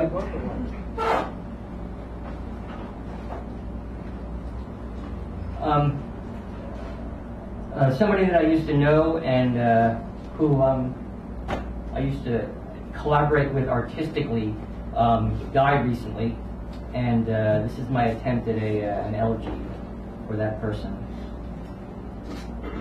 Like most people, I hate my life, but I'm afraid of death. Although, upon hearing the news of your death, my anxiety about leaving the realm of the living subsided considerably. Just knowing that you're already there makes me think that wherever the hell I end up will at least be fun and interesting. Granted, my parents will probably be there too, and while I love my parents very much, as I recall, they were the exact opposite of fun, and I'm sure that they will have figured out some way of making life after death a drag. This is, of course, assuming that there is such a thing as life after death, and that we all end up in the same place. If we do, I hope that place is heaven, if only for the sheer enjoyment of seeing that devilish gleam in your eye as you scope out the hot-looking cherubs. And if that place turns out to be hell, well, that would be all right too, because if I go to hell, that must mean that people far cooler than me are already there. I mean, are you trying to tell me that I sinned more than Jim Morrison? Yeah, I don't think so. Hey, for all we know, Mary Tyler Moore is in hell. She did, after all, do that one film in which she performed oral sex on George Segal. And maybe God didn't like to see sweet and wholesome Mary Richards going down on someone. Let's face it, we have no idea how big of a dick God really is. Maybe he sends everyone to hell. He might send you to hell for not coming to a full stop at a stop sign, or for letting mildew build up in your shower, or for dotting your eyes with a smiley face, or for maxing out all of your credit cards and only making the minimum payments, or for saying nice things about Godfather 3. I only hope that when I get there, I'm greeted by you with a joint in one hand and a DVD of Eraserhead in the other. My guess is that you'll be complaining about how no one in hell wants to read your screenplay, and then you'll invite me to a performance of your latest immensely creative but massively self-indulgent solo show. In other words, the same old shit. And that will be just fine with me. Even if we're in hell, that will be a form of heaven.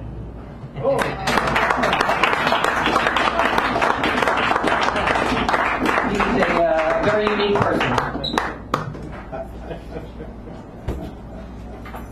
This is from my Pulitzer Prize winning book.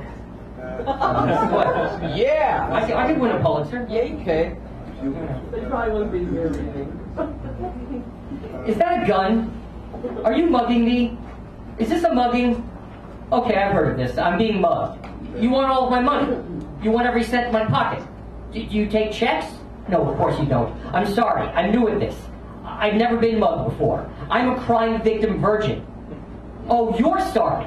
You're only mugging me because you're on drugs. You need money to buy drugs, and that's your excuse for mugging me. Well, you know what? I'm on drugs too. In fact, I'm stoned and drunk right now. In fact, if I wasn't so stoned and drunk right now, I could have opened the front door of my apartment building and gotten inside before you even had the chance to mug me. The only reason you're even able to mug me is because I'm so stoned and drunk right now. In fact, if I wasn't so stoned and drunk right now, I would just reach out with my left hand and grab your gun while using my right hand to push you down the stairs. And then you would be lying in a crumpled heap at the bottom of the stairs while I went inside and call the police, who would come and scoop you up and take you away as the media descended upon my street, wanting to learn the story of the citizen who refused to be a victim and who acted out the fantasy of every citizen who has ever been violated by a street thug. I would attain the stature of a national figure, a symbol of all that is right in Donald Trump's America. Books would be written about me, TV movies would tell my story, and bumper stickers with phrases like, "Don't harass Alan Harris," would adorn cars. But because I'm so stoned and drunk right now, none of that is going to happen. So spare me your lame excuses. Just take my money, and my dignity, and my innocence, and my sense of security, and my sense of well-being, and my belief in the basic goodness of all people, and in a just and balanced universe, and fuck off. Besides, we both know that drugs aren't really an excuse. They're a symptom. Class warfare, institutional racism, a society plagued by rampant materialism, a media that lies, and corruption eating away at every level of our government have conspired to force you to mug me. America stole my $18, not you. But thanks for listening, Mr. Mugger, and have a good night. Thank you.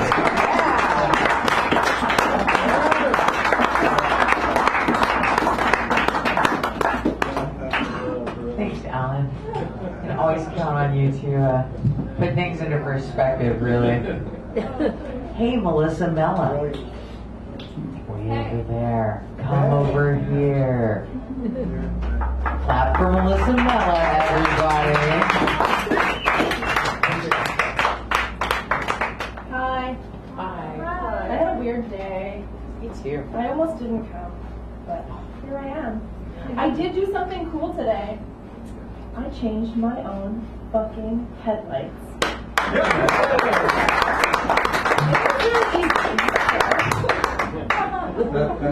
It cost me $30. Bolts?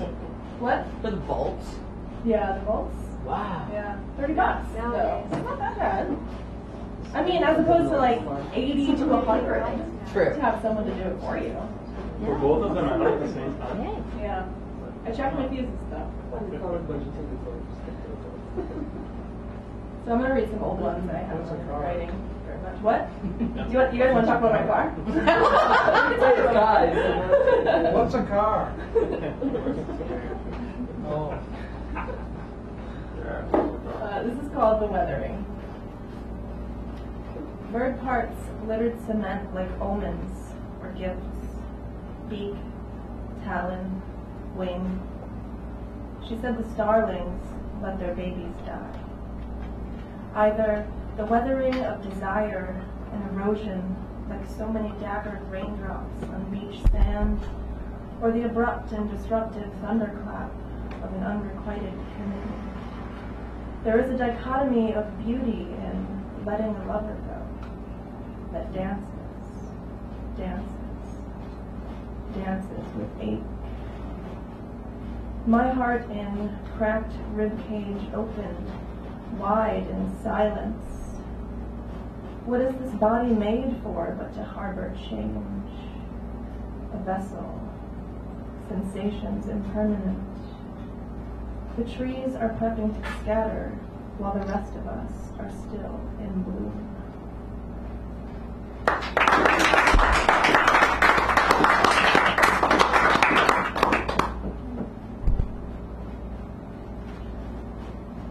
This is kind of complicated poem. It's about forgiveness and a lot of other things. It's called And the Echoing. 1. When I was a girl, my grandmother won the lottery. She took trips to Florida and brought me back gifts. A plastic toy alligator I played with in the bath, and a plastic baggie containing a starfish. The insert read, "Sea stars aren't really fish." And I dropped it, kicked it right under my bed where my cat, Zephyr, immediately dove, ate it. 2. From my great-great-grandmother, I inherited the skull of a catfish shaped like a crucifix. When shaken gently, there is a rattle of calcium stones in the hollows where the ears once were. I remember perching it upon a shelf in an empty bedroom next to the fragile emerald carapace of a dead cicada and part of a squirrel jawbone, teeth intact. 3. I dreamt of a past lover again last night. She pushed through a sea of people to get to me. She said, "Mine," and I glimpsed a hunger in her teeth like a shark's as she smiled before she kissed me. I woke, sore cage rattled and bitten. 4. You recently asked me if I'd want to be a shark, using electroreception to detect nerve impulses, hearing low-frequency hums discharged by dying fish, or a dolphin, emitting sound waves from an organ called melon, teeth acting as antennas to receive the echoing back from the sea.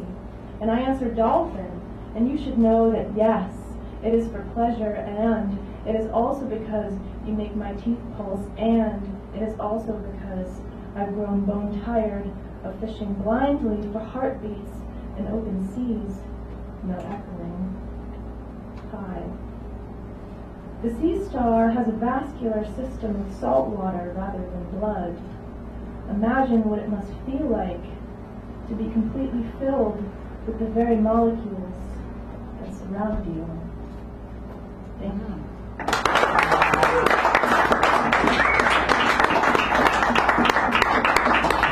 Thanks, Melissa. I'm still pondering that while you breathe and surrounded by air. It's weird. Hey, Zane. Come over here.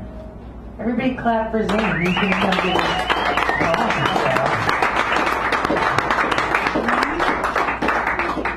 Hey guys, I'm still existing and stuff, and it looks like you guys are too. Yeah. That's pretty cool, or terrible, or great, or wonderful, or I don't know, I'm not going to speak for you. But yeah, I got poems and words and stuff, but I also have this little thing that's got my poems and words and stuff in art, and it's called Coping Mechanisms for Breathing. If you want to give me a couple bucks for it, that'd be cool. If you don't have a couple bucks but you still want it, give me a high five or tell me a joke or like a secret or something. Yeah. Yeah, secrets work great. Oh yeah, I don't usually like title stuff, so this is like interesting. So it's, yeah, this is called I Sleep a Lot. Just kidding, it's called I'm Sad as Fuck.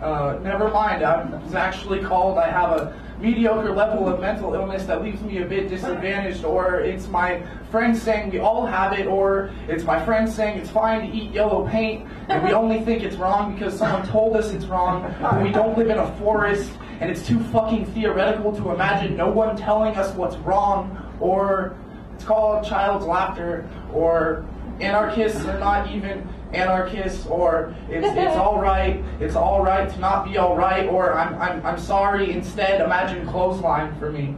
But for feelings, take them outside, dripping on tile, always making messes, we're all sorry, Good morning, I'm sorry, it's 5 p.m. again, I'm sorry, alarm clock, fire engine, siren backing up, truck stole your job, backup position, jackhammers, we're in the city again, and it's so quiet and ugly, and I'm so happy again. Give me love or graveyard, coma has more dead people than living ones. I'm washing my hands in the girlfriend's bathroom, and I still have ink underneath my fingernails. Thank you. Oh, thank you. The imagery is so nice. I'm wrapping myself up in blue raspberry ices. It tastes just like how a crow beak feels. I only imagine the end of the world or the start of the world or the end of the world to be white, to be blinding, to be devoid of anything but cold. Haha, hi, I'm back again. Same diagnosis as 7 years ago. Who likes medicine? Hi, the places we haven't been hold the most promise. Hold my hand and we'll keel over singing Otis again. Thank you. I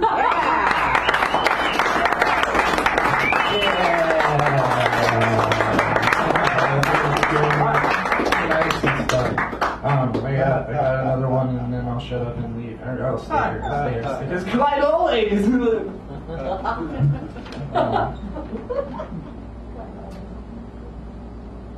This happened in Richmond, Virginia. My hands pour some type of ripped hardwood. Absinthe in morning, cradling sounds of birds I have never heard, hidden in the bricks of towns I've never been to Confederate flags in the window we all joke our way to, cemetery pouring beer on grass, looking at open sky that never had a name and never needed one in the first place. Clouds open up like straight roads, and we let acceleration bring us out of thunderstorm and into words of old friends grieving for a loss that never actually happened. Rolling through the rest of the sidewalks that hug the drunken and let the little boys break down, smiling and crashing. Ugly only has a place inside the skin, and I'm all torn behind between faces, opening my throat for bitter coffee and backyard conversations. It's all getting duller and making more sense the more steps I take, and I don't think I'm lonely. Train rides and eyes closed, cities playing xylophones through the taxi honks and the bar yells, sleeping in the forest until the rain comes again. I've had an industrial American dream the whole time, waiting for the train, cracking knuckles and throwing neckties down on the platform, sending notes through the sky and calling all of it love. We've got enough memories now.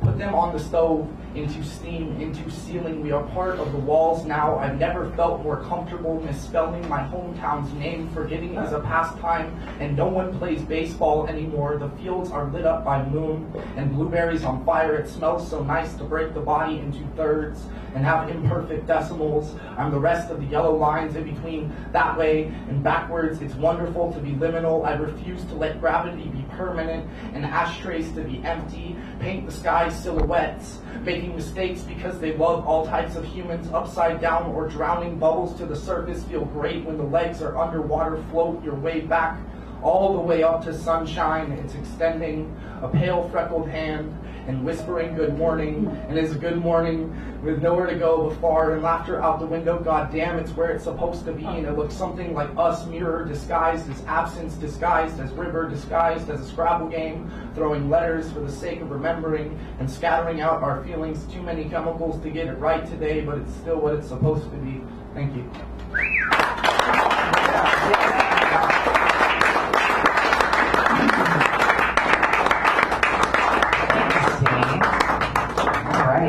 Hey Gaia, how about you come up to the mic and read us some poems? Can we have some thoughts for Gaia?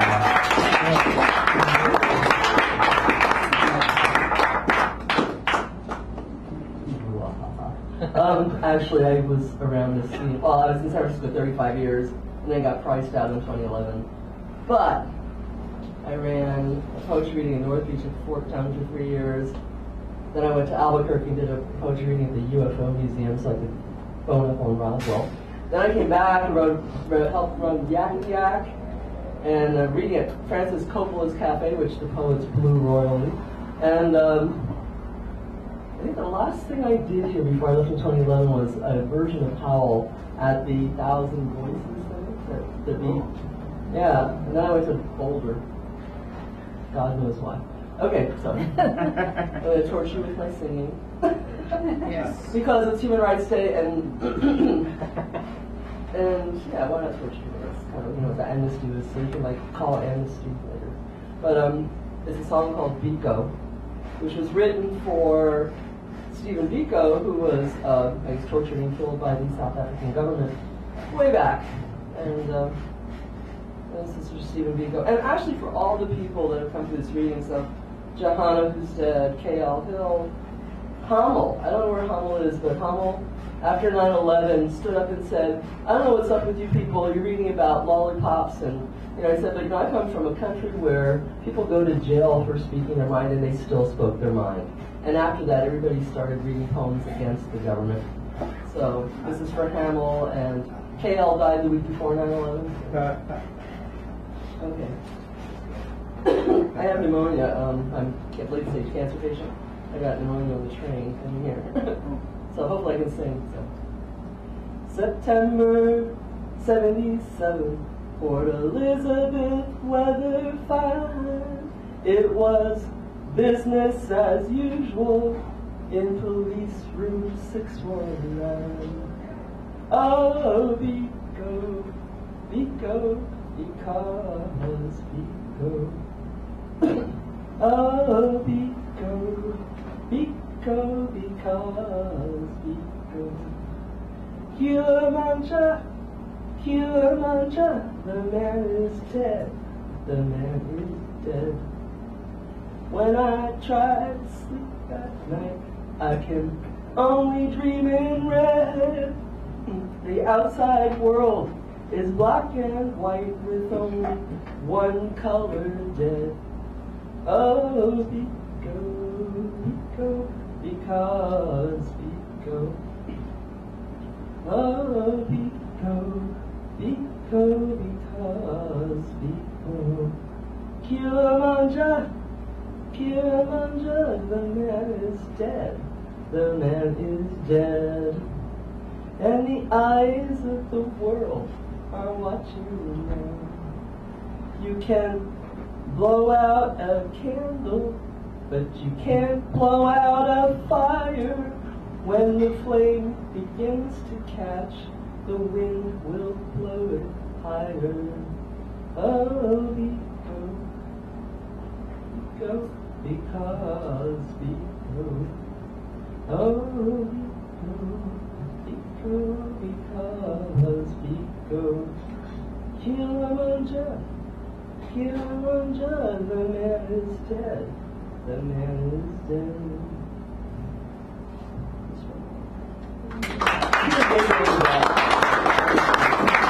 Yeah, this shows in like the early mid-80s that I helped organize.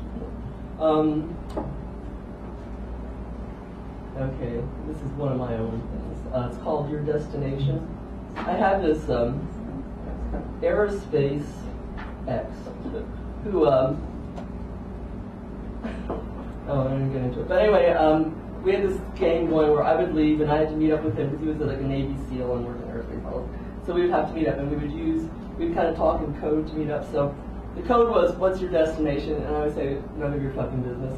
And then he said, no, I mean, what's your destination? Like, like Sacramento. And I would say, still none of your fucking business. And then I would like wear wigs on the train so I could like get away from all the people that were trying to follow us. And eventually we would meet up. But this is for him, who I'd come back to for revenge. Your Destination. It was the end of the movie Swimming to Cambodia that stayed in my mind. Now I know what killed Marilyn Monroe. Black helicopter blade whirling divisions between those who would live and those who would die. You told me we couldn't be together anymore because I didn't have a security clearance. In security clearance, I yelled at you as you ran off, you freaking coward. And now I know what killed Marilyn Monroe. Black helicopter blades, dividing who would live and who would die. I understand what killed Marilyn Monroe. Mafia boys who sped her to the Kennedys, who told her about Cuban Missile Crisis before they happened. So they would have an excuse to kill her someday, because sometimes you just gotta keep the secrets secret. So, Mr. Aerospace Kirk, I know You're hoping I'm like that love goddess that you can just kind of wipe out and say goodbye to and write bad poems about later. But let me tell you something, I'm not Marilyn Monroe. I'm not your love goddess. I am death. I am death. I am the alpha and the omega, and I am coming for you. I have had it. Telling me that non-lethal weaponry is not lethal. Telling me that you're justified in destroying people's lives because you're Captain Kirk and you get to. Let me tell you something. You don't get to. You will never get to. I'm either going to be your best lover or your worst freaking nightmare. So let me tell you how it's going to be. You're the one, and I'm the one, and it takes two to make the entire world wake up in the AM dial, tuned to the stars. My destination? Love. Love is all you need, and that is my destination. Your body, your soul, your life is mine. Do we understand each other, Captain Kirk? Because I'm not Captain Kirk, I'm Admiral Kirk. I came from the LMC a long time ago, and I named your ass, and I will take it when I'm ready. So, do we understand each other? Love is the destination, and you're coming with me. All right.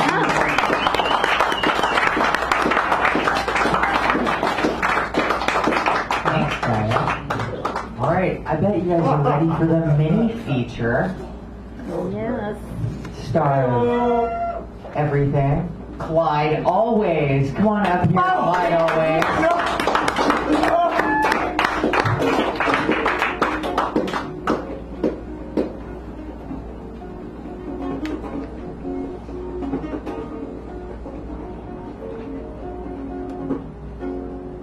Ladies and gentlemen, boys and girls, come on, step right up. Folks, want to grab yourself a front row seat before the dawn and don't fast. You don't want to miss this? It's time for another exciting installment of the Clyde Always Show with me, your always clever, always handsome, always charming host, Clyde Always. And I ain't no common carnival barker, I am the Bard of the Lower Haight.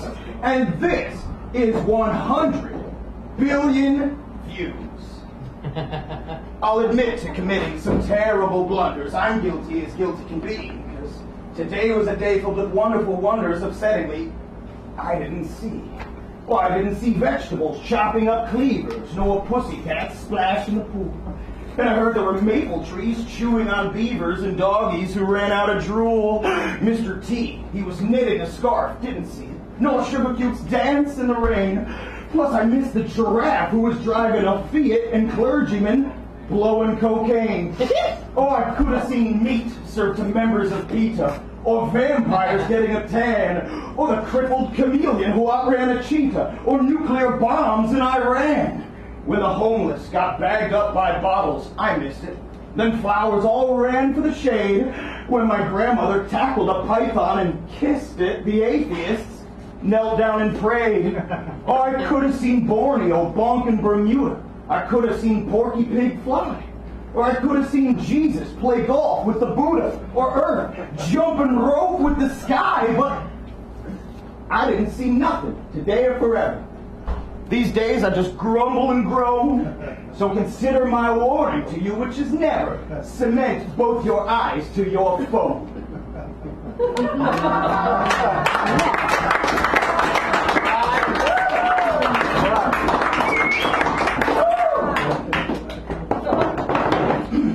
The CEO's new brew. Once upon a happy Friday evening, the entire staff of a startup tech company were taken out for drinks by their boss.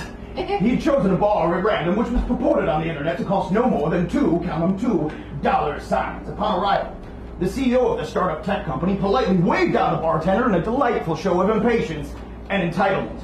When the first round was ordered, the CEO of the startup tech company proceeded to shove his brand new shiny corporate credit card across the bar and felt just a bit slighted when the bartender smugly pointed out the cash only sign. So, after his swift return from the ATM, the CEO noticed within the beer cooler a bottle with loopy old German lettering on the label, and it was sealed with a fancy rubber doohickey on a metal hinge.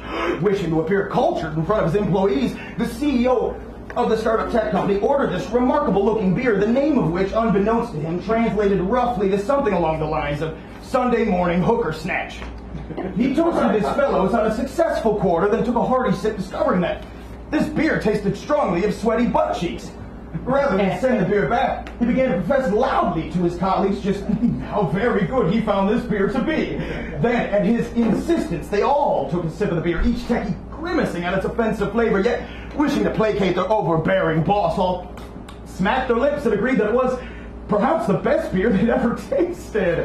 2 weeks later, in a backwoods village in Germany, the brewer of Sunday morning hooker snatch, whilst excitedly waving in the air an order for 6 dozen cases of his beer, postmarked all the way from Sunnyvale, California, proclaimed to his wife and 7 hungry children that they would be needing a bigger bathtub.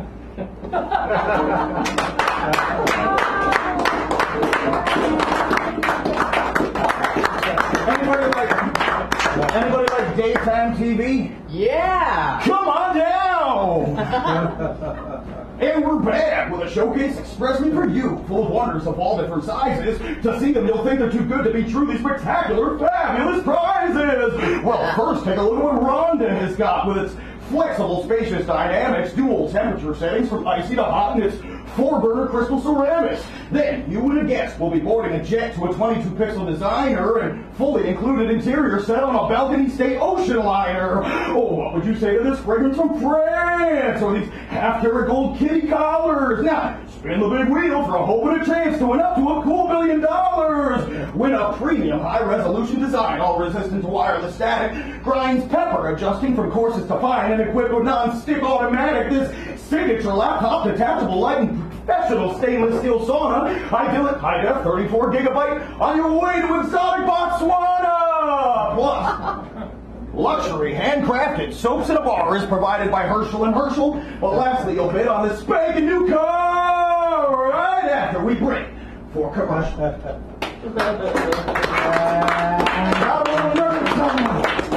a new one. Okay, I'm still going strong, right? Okay, cool. This is going out to, actually a buddy of mine. He's recently deceased.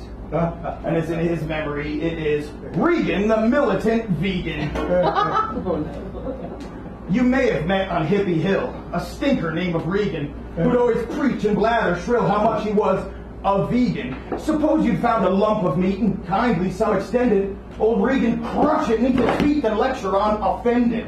If cherished you a fancy cheese, some Gouda, Swiss or bluer, when Regan dashed in cheese he'd seize and toss it down the sewer. If had you honey in your tea, and dare let Regan know it, as if avenging every bee right in your face he'd throw it. Now, Regan weren't no hypocrite, professed he on and over, as poplar bark he chewed with grit, and for dessert, a clover. But now we picnic in the grass, and pour our glad libation. Poor Regan's absent, for alas, he perished of starvation. That's for you, Regan. Got a lot of vegans in the crowd tonight. I'm glad. Anyway, how much time do I got, sir? One more. Okay, cool. One more story. This one is going out to all the millennials in the crowd. Yeah. And it's called Emoji OG.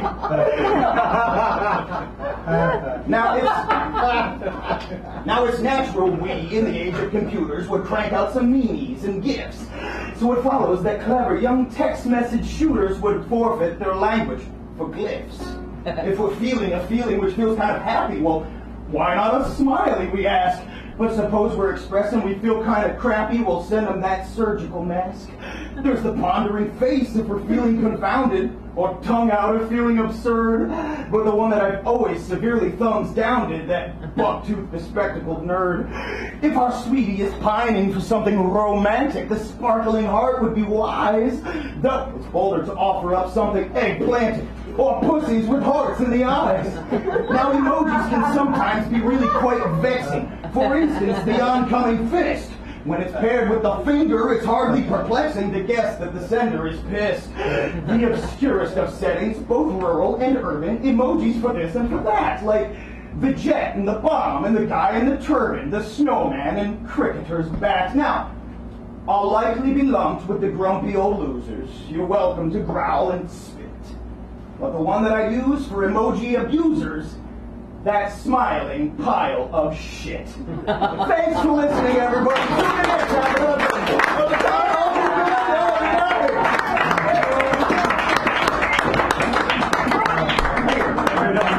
Thank you, Clyde Always. And you know, Clyde Always has a show coming up on September the 19th at 8:50 Columbus, correct? Yeah, At 6:30. Oh yeah, that's the North Beach Library. Y'all know where the library is, right? Yeah, it's at 6:30, Clyde? 6:30 p.m. September 19th. You can have more Clyde Always. Clap for Clyde Always again. That was good. All right, so I know that everyone's been waiting to hear a poem from me, right? So I'm going to read you a poem. Absolutely. I know. So, you know, there's been a lot going on. If you've been, like, paying attention lately, there's just a pile of anxieties dealt out to us every day. But I visited my family in Houston in July, and it didn't rain at all. But since then, they've had a good bit of rain. And so if you can help out, like, that'd be cool. My people are okay, but there's plenty that are not. And you know, Houston doesn't really have an identity like San Francisco or New York or LA. It's kind of a city that's a little identity free. But that's partially because it has to constantly remake itself when stuff gets washed away. So here's what I wrote about Houston when I went this summer. You don't have to fit in to have a good time in Houston, where skyscrapers and houses are built of mayfly wings. Every landmark I've ever navigated by has been knocked down, rebuilt twice, or remodeled beyond recognition. Even the street names have changed. After 12 years away, I wander the streets of my hometown, lost and looking for recycling bins and compost cans, but they're not here. My memories might as well be fiction. Houston has never developed a sense of object permanence. Peekaboo, it's another work crew, an identity-free city where anybody can get a job anytime. My hometown has left me with a taste for demolition. I have been promised so many apocalypses. See, it's fun to watch a wrecking ball swing or a charge bring a skyscraper down. In Houston, there's no earthquakes, but the ground shakes sometimes. It's demolition, microcosmic apocalypse, remaking spaces that obscures what came before. You can't dwell on a past you can't see. There's no way to tell lies from memory. Alright, so let's see what's going to happen next. I think it's time for the last word. That's you. I'm right. It is time for the last word. Hey, Jim Fitch. Come on up here. Can we hear some hand claps for Jim Fitch? He's going to deliver the last word for us this evening.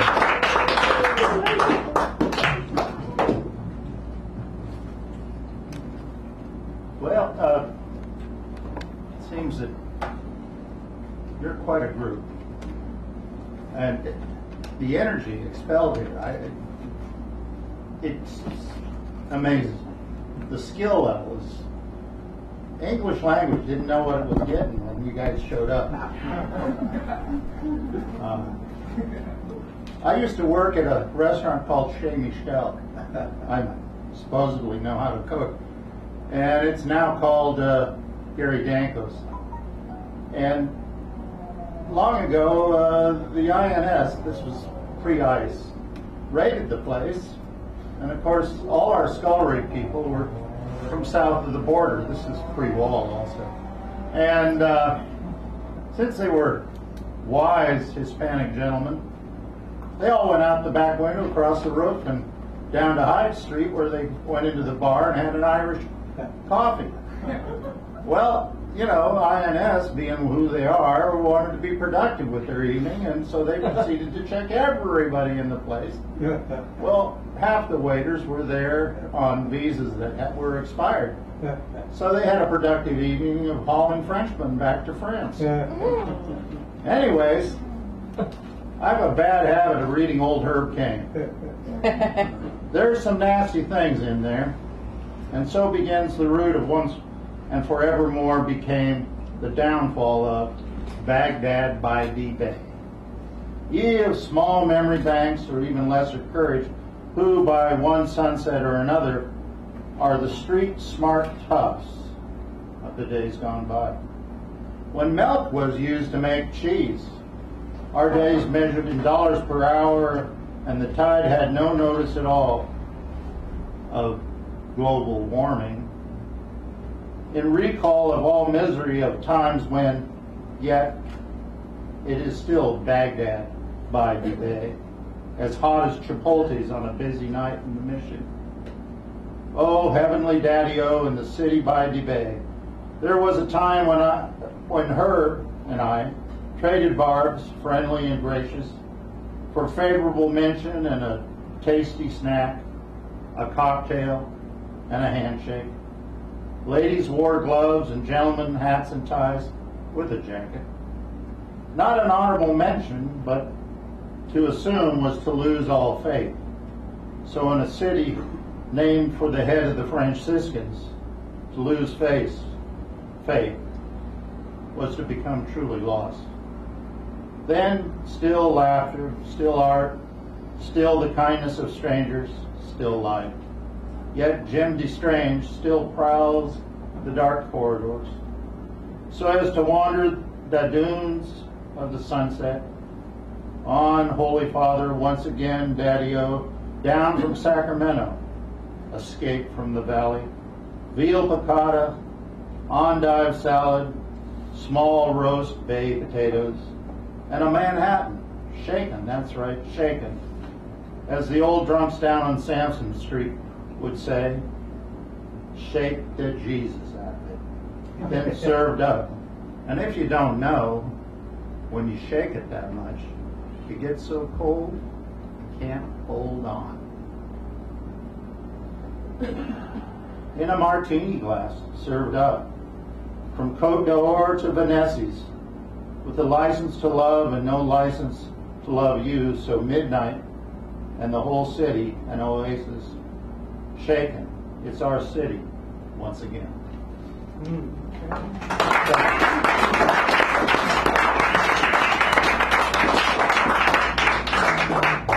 All right, everybody. That brings us to a close of another fantastic evening. I want to thank you, Karen Huff, for being my co-pilot tonight. And Wendy, thanks so much. And we're going to have some door prizes and stuff. So anyway, everybody clap for yourselves one more time. And then let's do some door prizes. You're welcome. It's been my pleasure, and thanks again for being back for me. All right. I gotta stand over it.